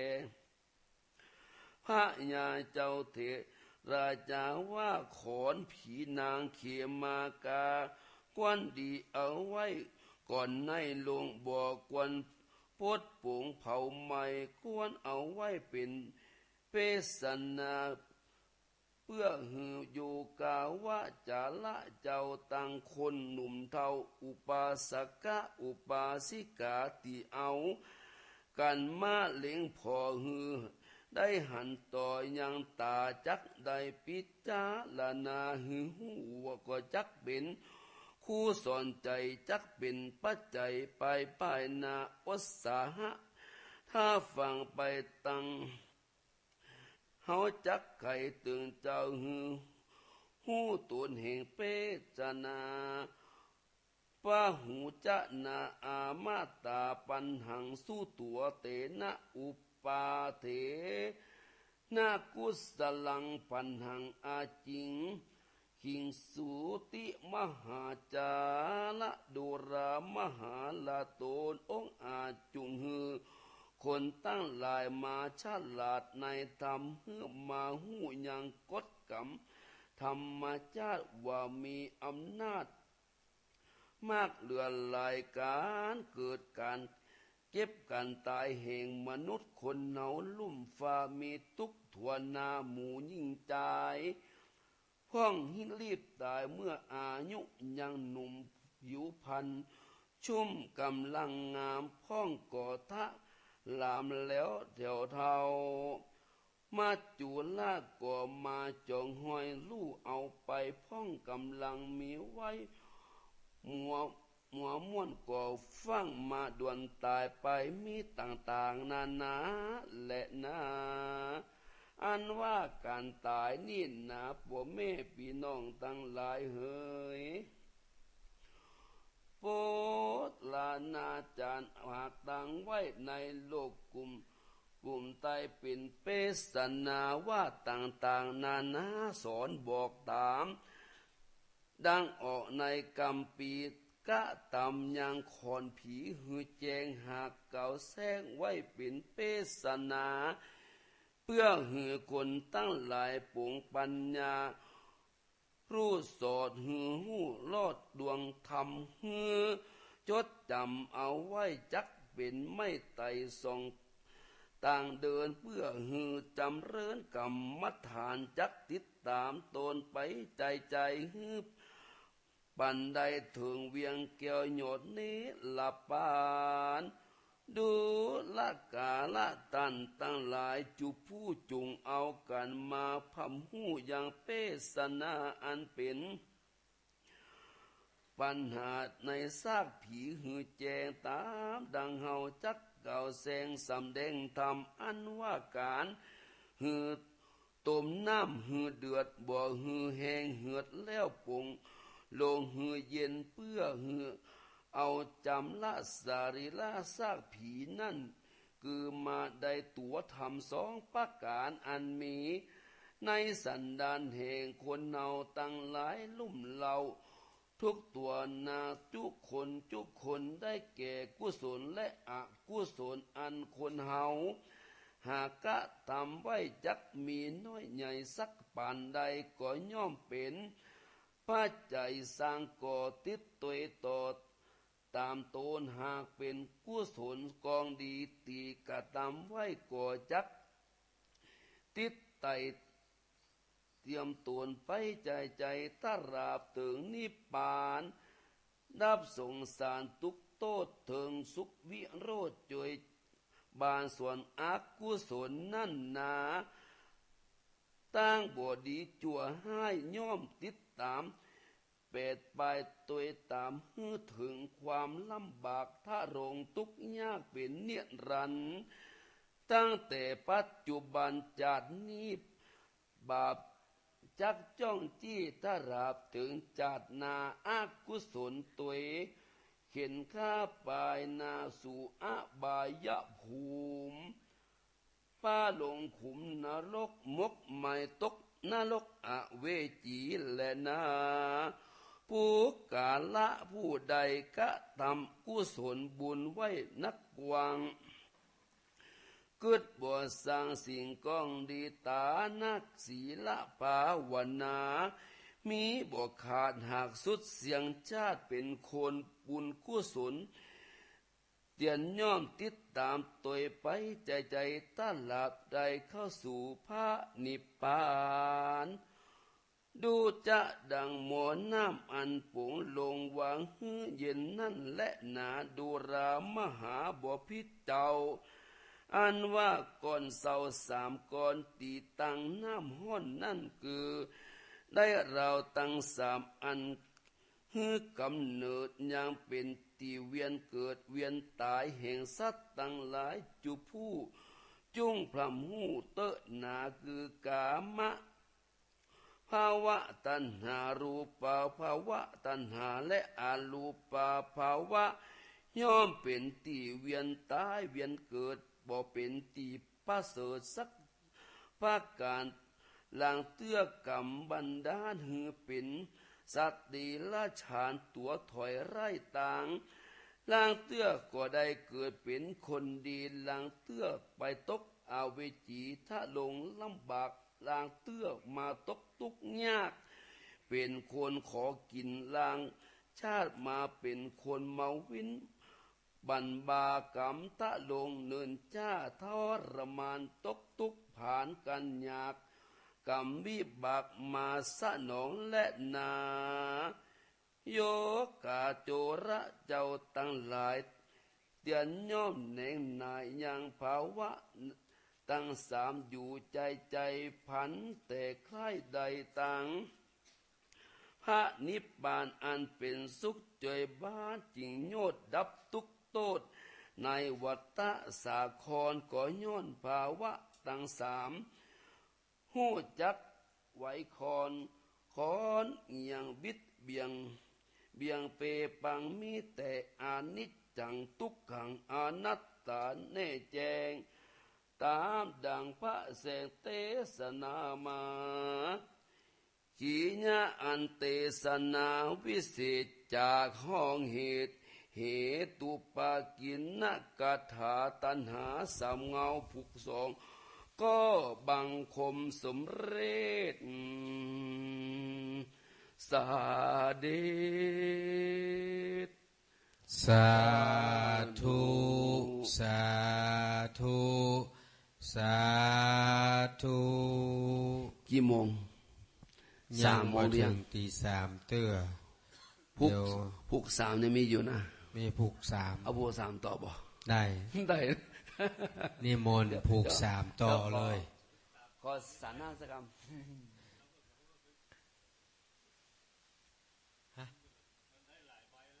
เป็นยังฮะมันเป็นยังเป็นยัง เป็นยัง เพื่อศรัทธาอาตมาอดได้ ได้ นะ เดี๋ยวก็ใส่เพิ่มทีหลัง เอาแหมผูกขึ้นมันจบก่อน นิมนต์พี่หลานเอาผูกทำนั่นมาผูกทำมาผูกอันนั้นมาผูกที่สองก็จบไปแล้วเนอะวัสลาฟังว่าเตอะหาเอาเนื้อหาเนาะเสียงแหบเสียงเฮกเนาะก็จังว่าเตอะเนาะธรรมดาเนาะ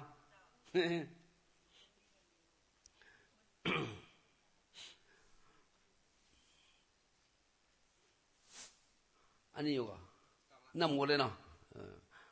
อันนี้ต่อไปเป็นผูกที่สามเนี่ยสถานญาติโยมต่างบ้านต่อไปผูกที่สาม นะโมตัสสะภะคะวะโตอะระหะโตสัมมาสัมพุทธัสสะสาธะโวดุราสะพุดิสัตทั้งหลายจงฟังอัตถะไขกล่าวจีดังจักเทศนาไปนานี้บ่อยาจะและนาอันว่าหมอนน้ำห้อนนั่นหนาคือหากมาได้รูปขันตนตัวแห่งของเฮานี่แหละเตียนย่อมจักเด็กล้วนเปปังมันบ่สัจจังสักสิ่งหูมั่งมุ้ยมิ่งยุคืนวันยามมันบอกขับตานกาภาวะพระวนาของเฮาสักอย่างขับไปตามเรื่องตามราวกฎธรรมดาอันว่าน้ำห้อนเดือดคือได้เก่จิตและวิญญาณของเฮาเอาไม่ตัวกิเลสบาปใบเผาโลนมาเวียนวนบ่แหงเหือดเหมือนน้ำพ่งเดือดก่อย้อนบ่องเปลวไฟโลภะขนาบขับใจหือไข่มีไข่ใดยังวัตถุของข้าวของขนมากองมาก่อมาปอกป้อถมทองเป็นอารมณ์บ่หู อิ่มนายใจเป็ดไปอยู่โดยป่าประธรรมบาปกรรมตามก็กอดบ่เหือใดต้อตุ่มวางเตเลยบ่หันหนตางสว่างแจ้งโลภะแทงถุมทองกำป่าแจงส่องเข้าสู่ห้องอบายป้าหือตายเป็นผีและเพศ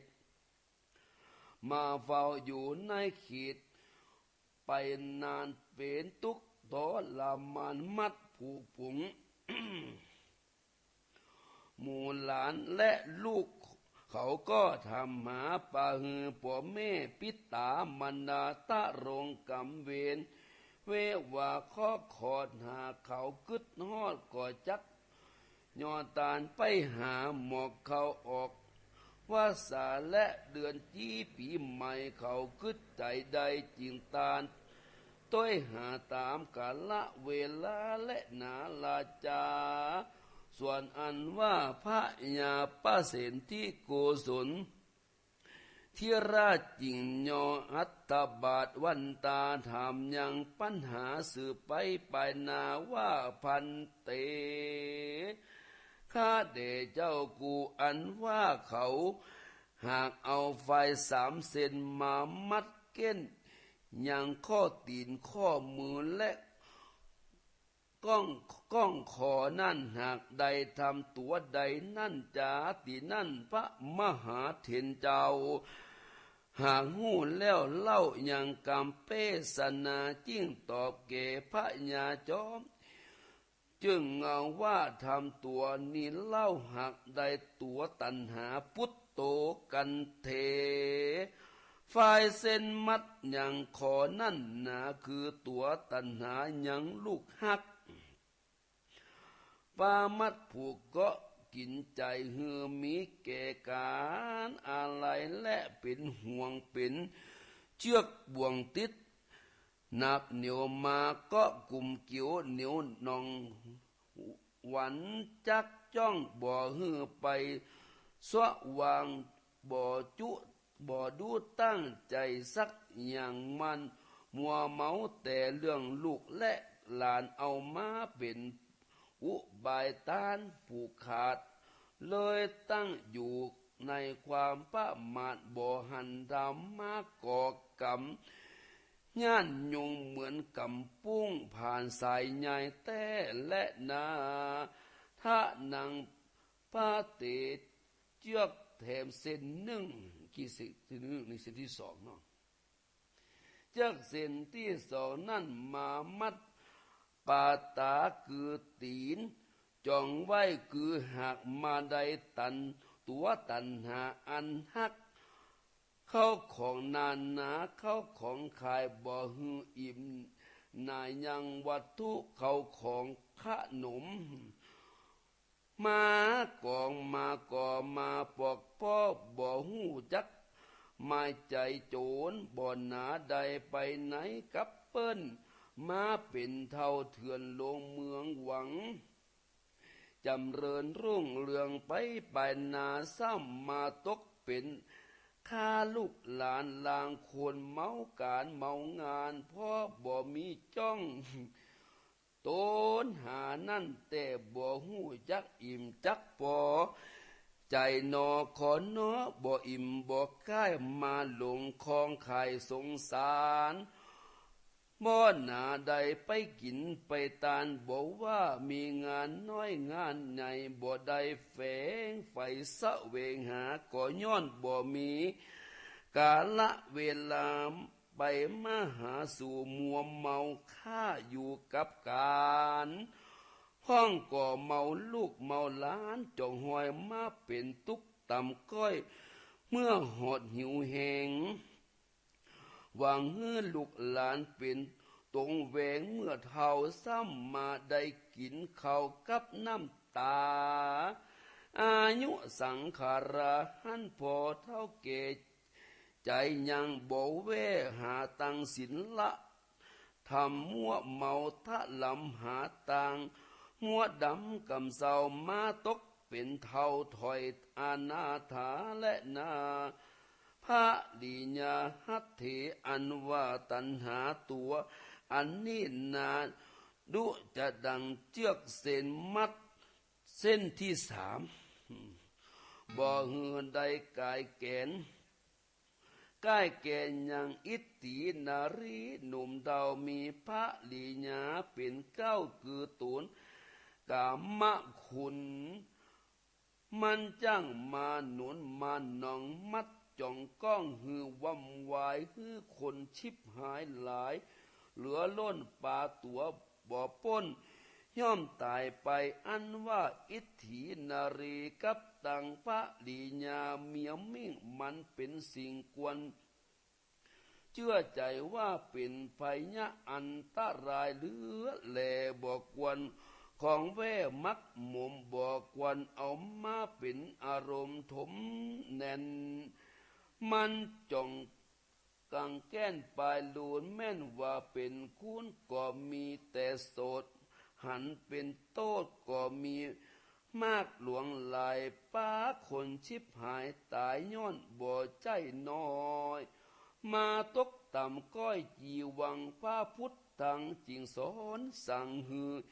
พิจารณายังถึงมโนในว่ามีสิ่งใดควรหวังใจทนที่หืนหูแม่นตีสี่ประการคือจ้างไปสารและงูเห่ากับตังข้าเก่าและเมียแปลงฮื้อกวนระวังละเวงไปจุวันใจอย่าหลงได้ประมาทนาสาวอันตะตาในกาละยามนั้นพระญาปเทนสิโกศลสารราชมีภาษาตะอาจยินดีได้ยินพระมุนีกล่าวถอยยังกามะหาเถระหนุ่มน้อยกาลีจิ้งไข่กรรมที่ถามไทยหวังใครพุทธไปยังกำเปสนาว่าพันเตฆาเดเจ้ากูอันว่าคันได้สามคัน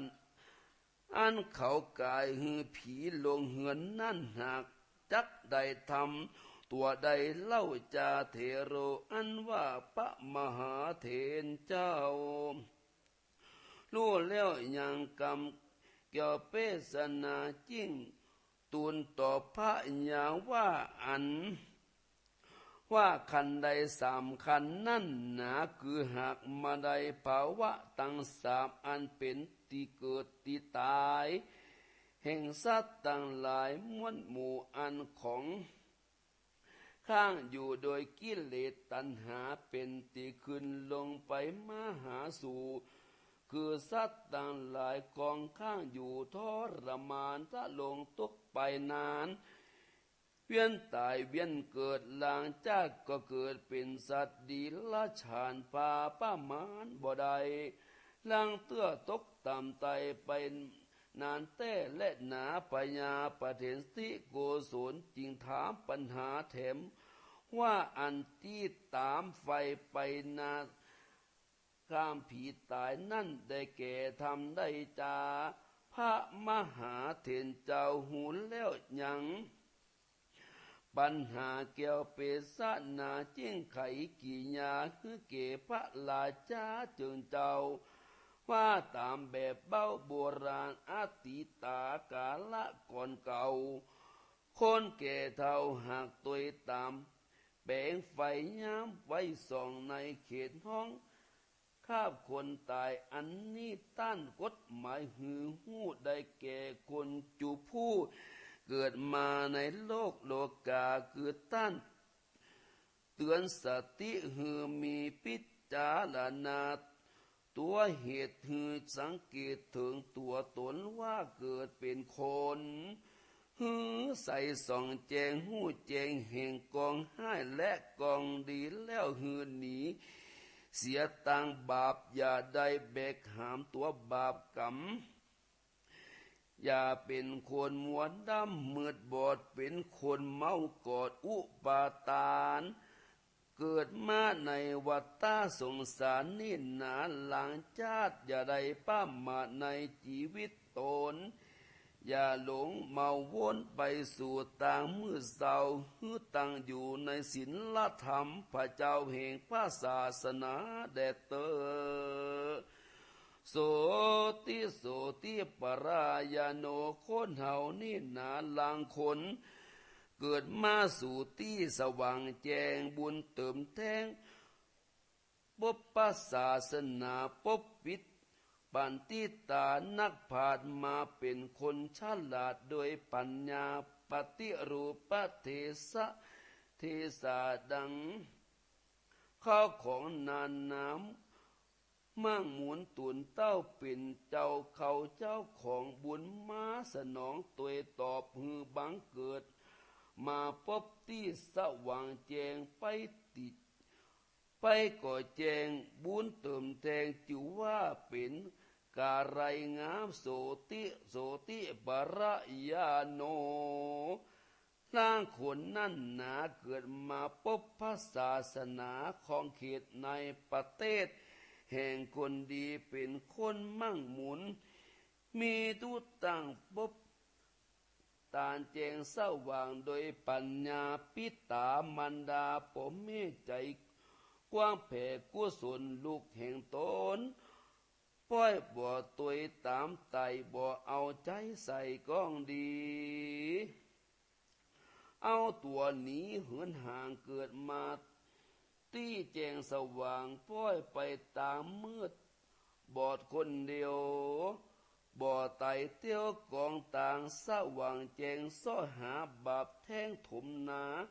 ใจปาลามัวมืดใจร่างเลือดบ่หันทำซ้อหากรรมมา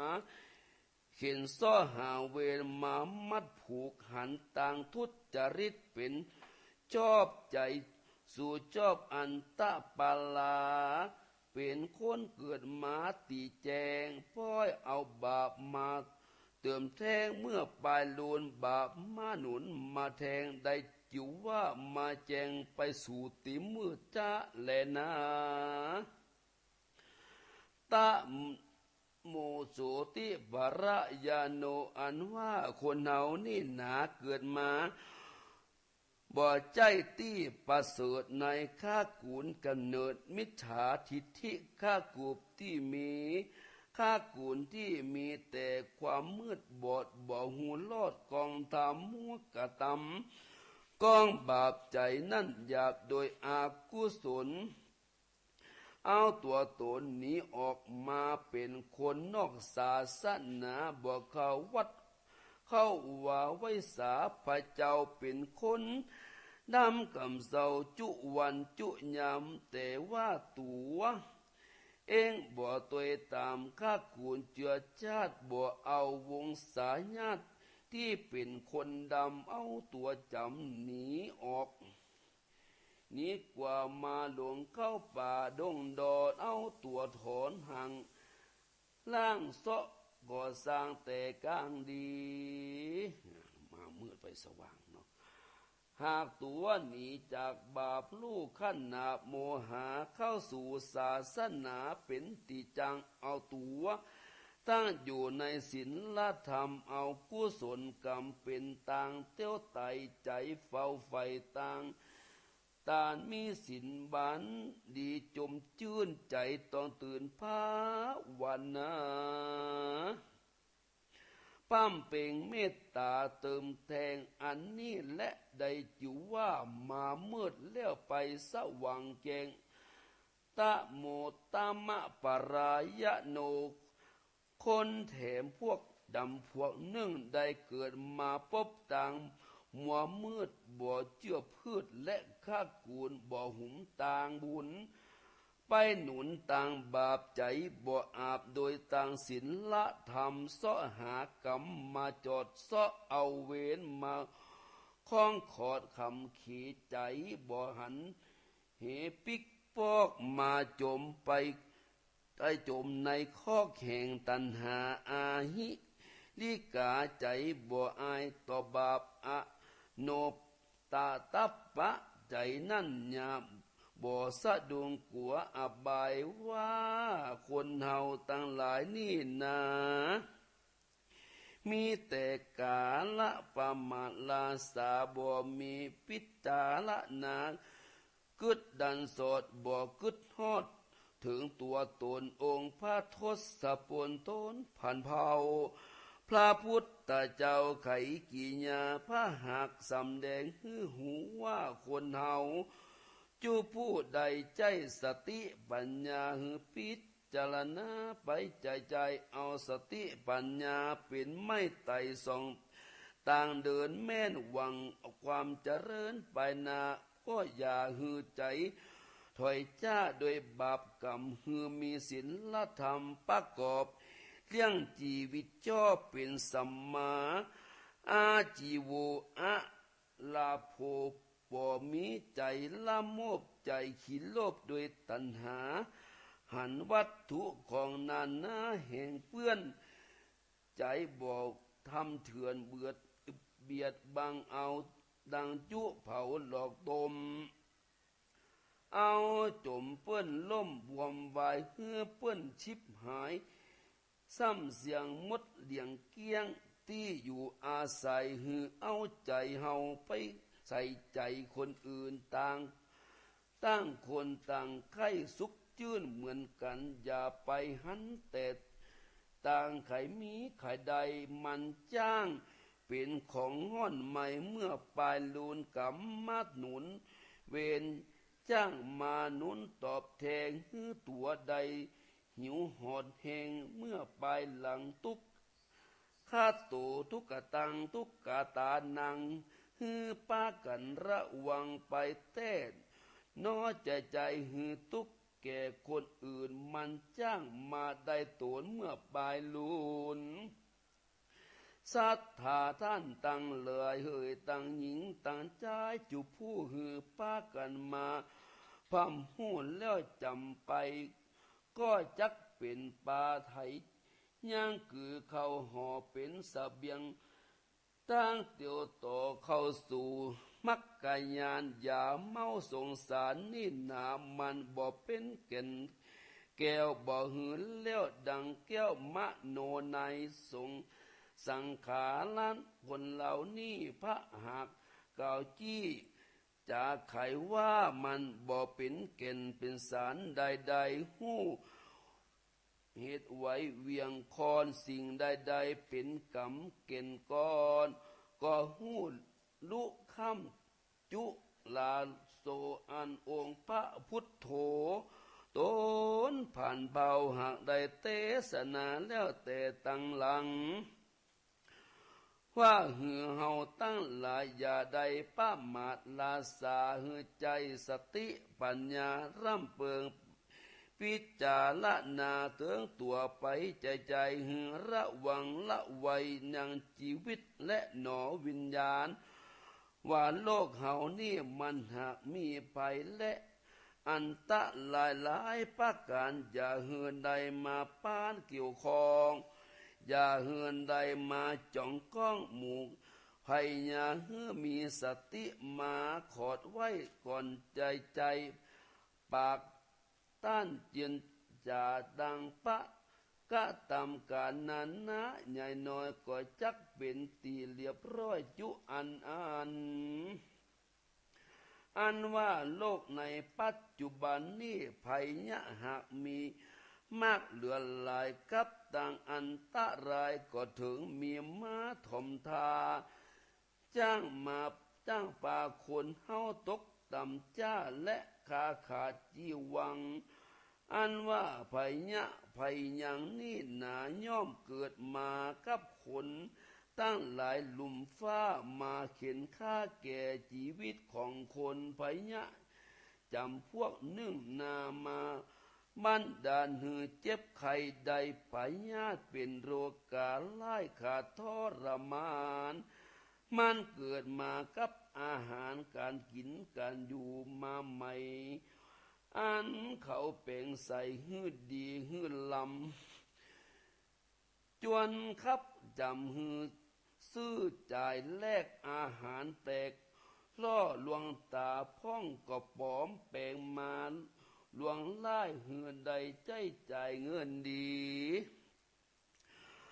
ใส่ตั้งแสงตั้งสีเตียงยองหือใดต้องตื่นตาคนเฮาล่อลวงเผาจุหลอกหักหาต่างออกการกับการกระทำผิดเป็นทุจริตบ่ชอบบ่ประกอบโดยสัมมาอาชีวกรรมพยะแถมกรรมพวกนึ่งเกิดมาจากคนปาลาบาใบเกื้อควรบ่สุภาพตังศีลธรรมคนใจดำกล้าหยาบเอาต่างบาปเป็นอาจินเป็นต่างหากินของออกเข้าออกบ่ได้ต่างหลอกก็เอาต่างลวงและจุล่ายคนใจง่ายโดยโมหะตัณหาปัญจะศีลาหาเซนมันบ่เว้นบ่เว้สักอันมาเป็นคนหันแก่ตัวขนาดใจนั่นฉลาดแกมโกงความวายหลงต่ำไตป้าตัวไม่สู่อะเวจีก็ต่ำหือคนที่ดีเดือดฮอนทุกของมาปานจะแลนาพยะจำพวกนี่หนามันหากมีมากบอกวันป้ามาดลาสาหือมีสติปัญญาทั้งสอดหือรู้ลอดเติงตันว่าคนเฮาหันแต่ใดบอกก็เพื่อตัวตันหาไม่เผาโลนป้ากันถอยหนหนีจากศีลธรรมพระเจ้าหากบอกเขาถึงใจจะแลนาสปะหมู่มวลภายในลมไตบ่มีบ่ไล่นานนำไปเกิดจากเงินคำสมบัตินามีมากวางจ้างมามั่งเมื่อมอนเป็นทุกจรยันจากหือใดพลากองและนาตุมเหพระวันตาตุราตั้นตังหลายอันมากดหมายพำหูเข้ามาสู่ฟังธรรมจุงอุตสาหะจำใดเอาเป็นไม่ไต่ส่องต่างดีจิตตะวิธีไปเป็นนาฮือผันเอาเมืองฟ้าและเนลาปานเต้และนาอานิสังขลากาต่ำยังสาริลาสากวะกะเลกะลาคนตายย่อมมีอานิสงส์หลายเหลือแลการมีแก่เฮาตั้งหลายจุผู้หือมีใจหลิงรู้สู่กองดีแล้วปากันป้ามเปงบุญปาระมีเตื่อมแทงตามพระหากแสงเตสนาตานังอันว่าการหือตานบริจาคสาระวัตถุเขาของน้อยมากเป็นตาสีลังหือมีสินใสสะอาดบ่เศร้าสินห้าสินแปดนั้นเล่ามีกับตัวกับตนภาวนังฮือมันภาวนาของดีมาใส่ตนใส่ใจฮือส่องแสงเพื่อเติมแทงปัญญามีหูตาใสสะอาดใจชาลาดเจือดกองดีไปใจก็จักเป็นต่างใดซึ่งความดีพ้นจากต่างทุกข์และโทษเตียนย้อนใดป้ายโยสุขต่างชาตินี้และชาตินามีมหาเนรปานบ่อยาจะและนานิติตังกีญาอันเตสนายังอมตะปัญหาสูตรก็บังคมสมเร็จสเดสาธุสาธุสาธุอนุโมทามิพระธรรมมเทศนาจากท่านพระครูบดิกาประเสริฐประสันโนจบไป2 ผูกมีใครจะเติมยอดก็ อันมีคนลูกจะเติมยอดก่อภัยที่ลูกมาเติม ผู้ ยอด หมู่ที่นอนฟังลูกเน้อลูกเน้อ เติมยอดตันหนึ่งเด้อยอดยังไม่ปิด ยอดเปิดได้อยู่นะกี้ก็เติมเข้าไปจากที่พ่อแม่ศรัทธาได้ใส่ได้หอมเข้าไปแหมปัน6เนาะนั่นใส่ตนแรกก็ประมาณปัน2ตนที่2ประมาณปัน3ปัน4ตอนนี้ปัน6นะเติมฮือเนาะเพราะว่าเราจะได้ถวายนะครับให้จะญาติน้ำเด้อให้จะญาติน้ำก็เตรียมน้ำญาติ เตรียมน้ำหยาดไว้ การ เน้ สุ อ ดท้าย ตั้งบ้าน ละ ตั้งจองเน้อเตรียมน้ำหยาดไว้กันสุดท้ายละเนาะประเด็นนี้กี่โมง สาธุแม่บุญดวนลำดวนทุนค ให้มีนาฬิกากี่โมงตอนนี้ ำตี 3 ตี3:12ง่วงก่อนนี่ที่หายง่วงพ่องฮะ มังง่วงเหรอมังง่วง เลยเวลา ตามบ่มืนบ่ได้ ใครที่นอนก็ลุกขึ้นมา ตุอยู่แม่โอ้ ลุกขึ้นมา อโทา เปลี่ยนทุกคนดังนี้ไปนอนต่อ ถ้านอนนะ ไปแต่เนอะตะกี้พี่แหนนี่ไปเหยียดนะคือหลังมันเจ็บ มีปัญหาเรื่องกระดูกตั้งหลังนะกระดูก พี่นาน ตั้งหลัง นี่เปิดมาเคยจะเดินสติแบบเคลื่อนไหว14จังหวะเด้อกะบ่ลองเขาว่าคือตาสว่างเนาะ ใครจะเจริญสติ14จังห เจ วะ ริญสติแบบสติ14จังหวะของหลวงพ่อคำเขียนน่ะอาตมาได้จำมาตั้งแต่ปี2552มาแล้วนะ อันนี้กำลังจะเช็คคนที่ง่วงมั้งอ่ะ ง่วงไหมกะ แบบอันก็อันเป็นห้องว่าอันก็กายภาพบำบัดอ่ะเนาะนั่งอยู่มันก็มันแบบนี่รู้เขาเอ็นะเอามือไว้หัวเขาเอ็นะเนาะจำมาเด้อพอนะมันต้องเนี่ยแต่ไหนเนี่ยตามมาก่อนนะพอก่อนเด้ออีกหนึ่งนี่นะแต่ถ้าเรากล่าวสติปัฏฐานบอกว่าพลิกหนอพลิกหนอพลิกหนอแต่ที่ผมว่าว่า1เนี่ย1 2 3เขาไม่ยากติกามือซ้าย4 5 6ต่อกับมือขวา7 8 9 10มือซ้าย11 12 13 14เนี่ยนี่พี่น้องกายภาพบำบัด14จังหวะ1 2เป็นยังไง1 2เอ็มงานเลย1 2 3มือซ้าย4 5 6มือขวา7 8 9 10มือซ้าย11 12 13 14เนี่ยไปจำได้ก่อนลองทดสอบ1 2 3มือซ้าย4 5 6มือขวา7 8 9 10มือซ้าย11 12 13 14 1 2เท่ากัน3มือซ้าย4 5 6มือขวา7 ตัวอีนั้นมั่นก่อนนะ 8 มั่นเนาะที่นั่งเลยนะมันมั่นเนาะระวังนะ มือซ้าย ปังกระดังนะ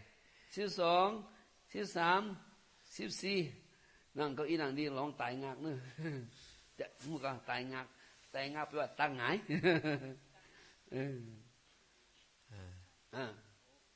ได้ก่อนถ้าเขาเข้าใจเขารับตายเขารับตาเขาจะหูมือเขาเนี่ยเป็นห่ออันก็เนี่ย1นี่นะ1 2รับตา3ซ้าย4 5 6ขวา7 8 9 10ซ้าย11 12 13 14หลายคนก็พอทำได้หลายคนก็ทำได้ เพราะว่าใจมันไม่ไหว ใจมัน มันง่วง ง่วงหนอง่วงหนอ ง่วงหนอง่วงหนอเอ็นหนอเอ็นหนอเอ็นหนอท่วนหนอท่วน เดี๋ยวก็เดี๋ยวเฮา เอาอย่างไร พระคุณนั่งท่านก่อนเนอะลูกมากำลูกมานี่กำ ลูก เดี๋ยวเฮาเดินหน่อยหนึ่ง เดิน เดี๋ยว เดิน เฮาไปเอา เดิน ปอน เอา เอามา ใจ ก่อน เย็นเดี๋ยวน้อง เอา เขา เดิ เดิ น นก่อนนะ เฮาเดินจบกลุ่มกันหน่อยหนึ่งเนาะมาเอามาเข้าแถวเข้าแถวมูที่น้อมสนใจพ่องกามูที่น้อมสนใจพ่องกา แถวหน้ากระดานเด้อแถวหน้ากระดานเข้าแถ หน้าว กระดานเรียง4เรียง5ใส่รองเท้าก็ได้เป็นยังเนาะเข้ามาเอามาเดี๋ยวเราจะเดินไว้ตั้งหน้าด้วยกันนะเดินเอามือไพ่หลังเนาะตั้งศูนย์ให้ดีเด้อเอาละคำนวณพร้อมกันนะยืนหนอยืนหนอยืนหนอขวาย่างหนอซ้ายย่างหนอขวาย่างหนอซ้ายย่างหนอขวาย่างหนอซ้ายย่างหนอขวาย่างหนอพระครูกำลังให้หน่อยซ้ายย่างหนอขวาย่างหนอซ้ายย่างหนอขวาย่างหนอซ้ายย่างหนอขวาย่างหนอก้าวสุดท้ายซ้ายย่างหนอหยุดหนอหยุดหนอหยุดหนอยืนหนอยืนหนอยืนหนอกลับหนอกลับหนอกลับหนอกลับหนอยืนหนอยืนหนอยืนหนอขวาย่างหนอซ้ายย่างหนอขวาย่างหนอซ้ายย่างหนอขวาย่างหนอซ้า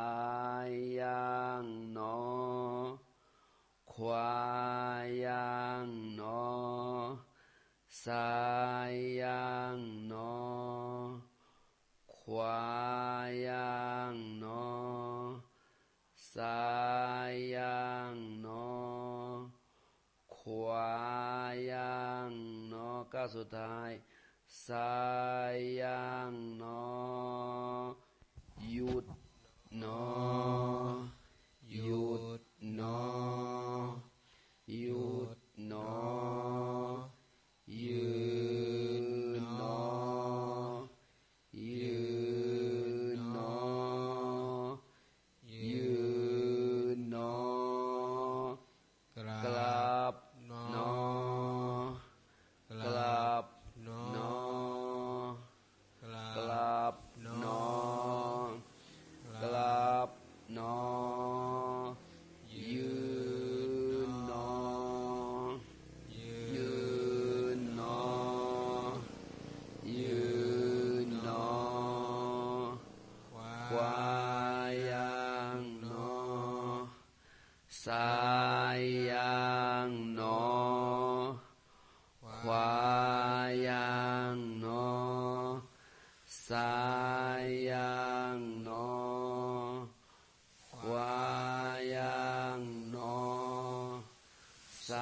ายยังหนอควายยังหนอสายยังหนอควายยังหนอสายยังหนอควายยังหนอ ก้าวสุดท้าย สายยังหนอหยุดหนอหยุดหนอหยุดหนอยืนหนอยืนหนอ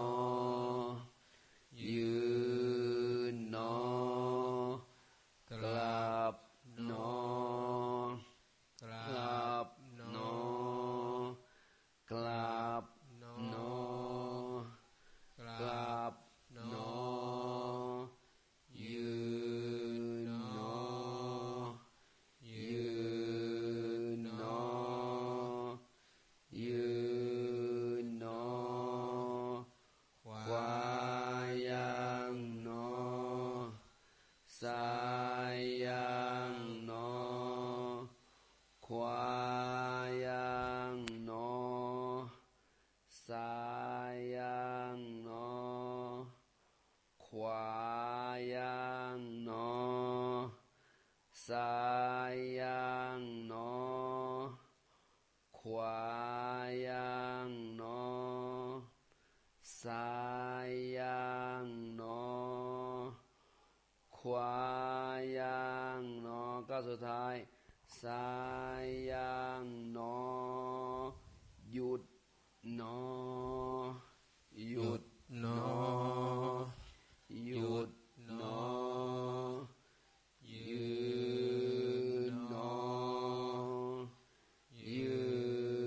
นหนอยืนหนอ ต่อไปให้ทุกท่านเดินไปที่เก้าอี้ของตัวเก่านะครับเดี๋ยวเราจะเจริญสมาธิภาวนาสักกรรมแล้วเราก็จะได้รวดหับปอนหยาดน้ำนะครับเนาะเอากรรมฐานให้น้อยก่อนที่เราจะได้รับปอนหยาดน้ำกับท่านพระครูบดิกาประเสริฐประสันโนนะเราจะนั่งสมาธิกันสักกรรมนะครับเนาะตอนนี้ก็ตี 3 กับ21 นาทีนะครับ เชิญนั่งเก้าอี้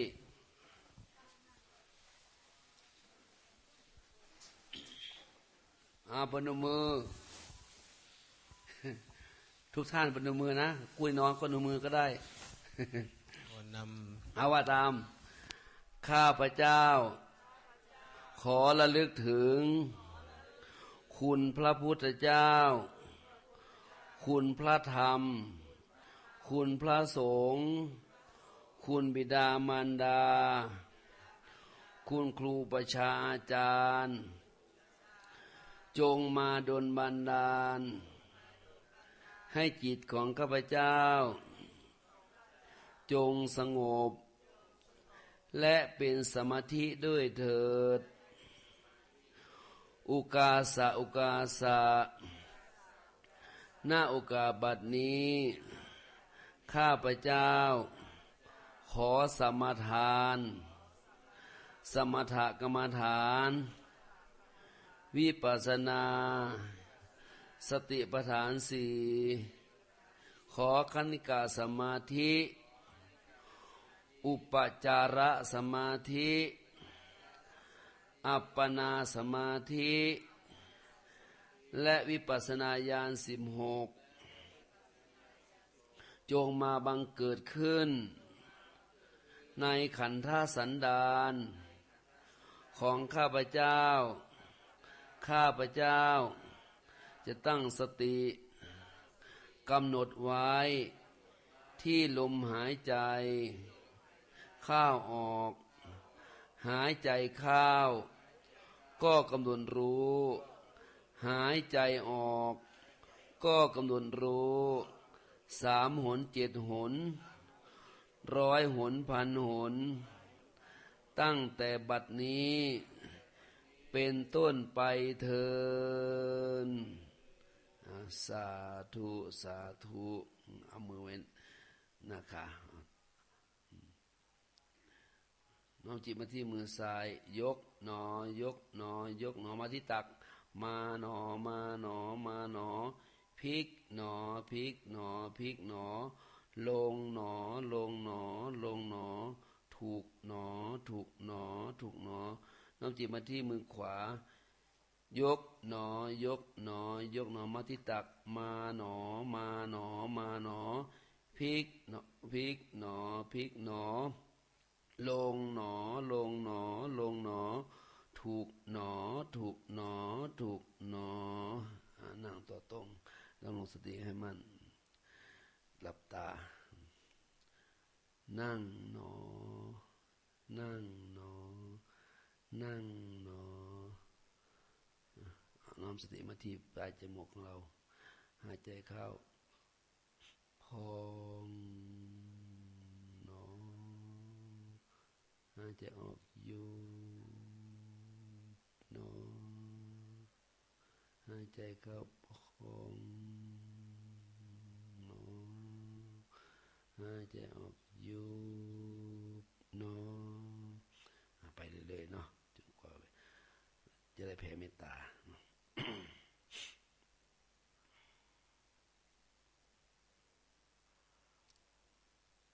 ได้ยินเสียงหมาเห่าได้ยินหนอ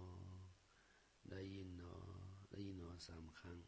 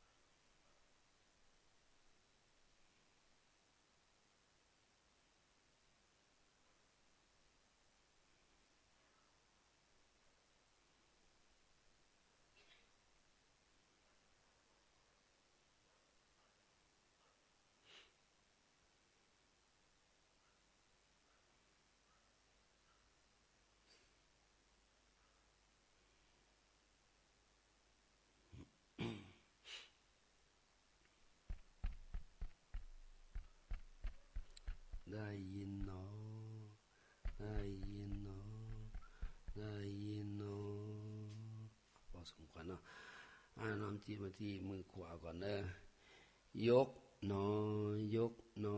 ยกหนอไปที่เข่าไปหนอไปหนอไปหนอพลิกหนอพลิกหนอพลิกหนอลงหนอลงหนอลงหนอถูกหนอ ถูกหนอถูกหนอ น้อมจิตมาที่มือซ้ายยกหนอยกหนอยกหนอไปหนอไปหนอไปหนอพลิกหนอพลิกหนอพลิกหนอลงหนอลงหนอลงหนอถูกหนอถูกหนอถูกหนอลืมตาหนอลืมตาหนอลืมตาหนอลืมตาขึ้น บางคนยังรับอยู่เลยอ่ะโอ้ไม่เป็นไม่ตากะพันบอลมาพันถวายก่อนถวายถวายก่อนนะเขาแผ่เมตตาก่อนก็พันบอลก่อนให้เมตตากันเนาะทุกคนพนมมือให้เมตตาของตัวเขาก่อนเนาะแล้วให้เมตตาของแก่คนอื่นนะหังสุกิโตโหมิขอให้ข้าพเจ้าจงมีความสุขอาหังนิทุกโขโหมิขอให้ข้าพเจ้าปราศจากความทุกข์อาหังอเวนโรโหมิขอให้ข้าพเจ้าจงปราศจากเวรอาหังอภยาปโชโหมิขอข้าพเจ้าจงปราศจากอุปสรรคอันตรายทั้งหลายทั้งปวง อาหังอนิโคโหมิ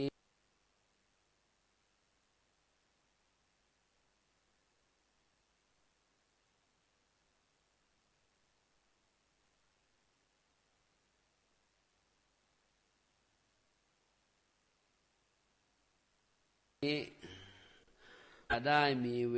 รซึ่งกันและกันเลยอัพยาปชาโหนตุจงเป็นสุขเป็นสุขเถิดอย่าได้เบียดเบียนซึ่งกันและกันเลยอนีคาโหนตุจงเป็นสุขเป็นสุขเถิดอย่าได้มีความทุกข์กายทุกข์ใจเลยสุขีอัตตานังปริหารันตุจงมีแต่ความสุขกายสุขใจรักษาตนให้พ้นจากทุกภัยทั้งหมดทั้งสิ้นเถิดอิทังเมมาตาปิตุนังโหตุสุขิตาโหนตุมาตาปิตโรขอส่วนบุญนี้จงสำเร็จแก่มารดาบิดาของข้าพเจ้าขอให้มารดาบิดาของข้าพเจ้าจงมีความสุขอิทังเมยาตินังโหตุสุขิตาโหนตุยาตะโยขอส่วนบุญนี้จงสำเร็จแก่ญาติทั้งหลายของข้าพเจ้าขอให้ญาติทั้งหลายของข้าพเจ้าจงมีความสุขอิทังเมคูรูปชายาจริยานังโหตุสุกิตาโหนตุคูรูปชายาจริยาขอส่วนบุญนี้จงสำเร็จแก่ครูประชาอาจารย์ของข้าพเจ้าขอให้ครูประชาอาจารย์ของข้าพเจ้าจงมีความสุขอิทังสัพพะเทวตานังโหตุสุกิตาโหนตุสัพเพเทวาขอส่วนบุญนี้จงสำเร็จแก่เทวดาทั้งหลายทั้งปวงขอให้เทวดาทั้งหลายทั้งปวงจงมีความสุขอิทังสัพพะเปตานังโหตุสุกิตาโหนตุสัพเพเปตาขอส่วนบุญนี้จงสำเร็จแก่เปรตทั้งหลายทั้งปวงขอให้เปรตทั้งหลายทั้งปวง จงมีความสุขอิทังสัพพะเวรีนังโหตุสุขิตาโหนตุสัพเพเวรี ขอส่วนบุญนี้จงสำเร็จแก่เจ้ากรรมนายเวรทั้งหลายทั้งปวงขอให้เจ้ากรรมนายเวรทั้งหลายทั้งปวง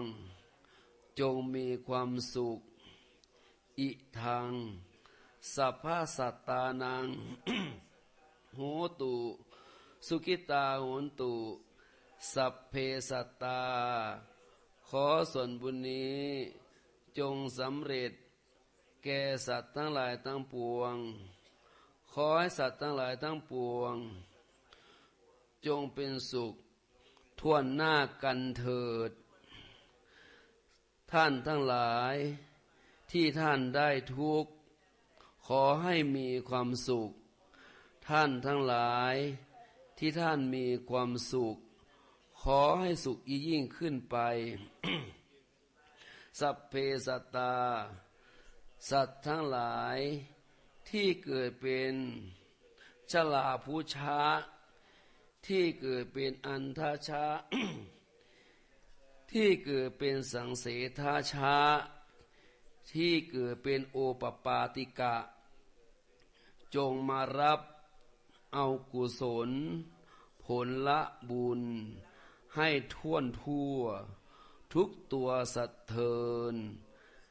ข้าพเจ้าขอตั้งจิตอุทิศผลบุญกุศลนี้แผ่ไปให้ไพศาลถึงบิดามารดาครูอาจารย์ทั้งลูกหลานญาติมิตรสนิทกันคนเคยร่วมทำงานการทั้งหลายขอให้มีส่วนได้ในกุศลผลของฉันทั้งเจ้ากรรมนายเวรและเทวันขอให้ทุกท่านได้กุศลผลนี้ด้วยเถิดสาธุสาธุสาธุอนุโมทามิขอเชิญสถานญาติโยมสาธุชนหลายเตรียมน้ำหยาดน้ำทางที่นี่และทางที่บ้านด้วยเนอะหยาดน้ำเนาะ พร้อมแล้วเนาะเอาเลยนะ ยะถาวาริวหาปุราปาริปุเรนติสาครังเอวะเมวะอิโตทินังเปตานังอุปกปติอิชิตังปฏิตังตุมหังคิปะเมวะสมิสตุสเปปุเรนตุสังกปาจันโทปนรโสยถามณิโชติระโสยถาสัพพิติโยวิวัชชันตุสัพพะโรโควินาสันตุมาเตภวัตวันตรายโยสุขีติขายุโกภวะอภิวาทานสีริสนิจังวุฒาปัจจายโนจัตตารโอธรรมาวตันติอายุวันโนสุขังพลังอะโรขยาปรมาลาภาสันตุติปรมังทานังวิสาสาปรมายตินิพพานังปะละมังสุขังมีโจกมีใจแคล้วคลาดปลอดภัยอันตรายทั้งหลายทั้งปวงอยู่เย็นเป็นสุขร่างกายสมบูรณ์แข็งแรงหิมากาคืนกาขายขอการกุ่งรุ่งเรือง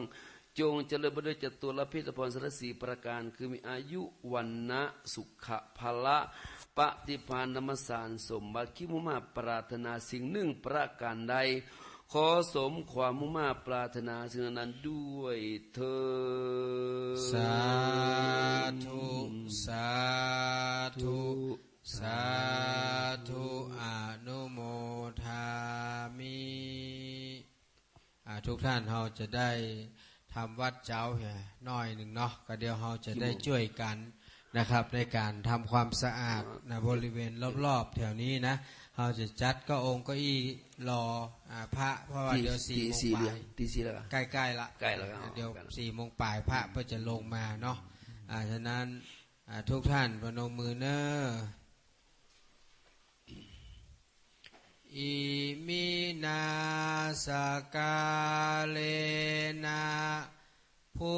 ทธังอภิ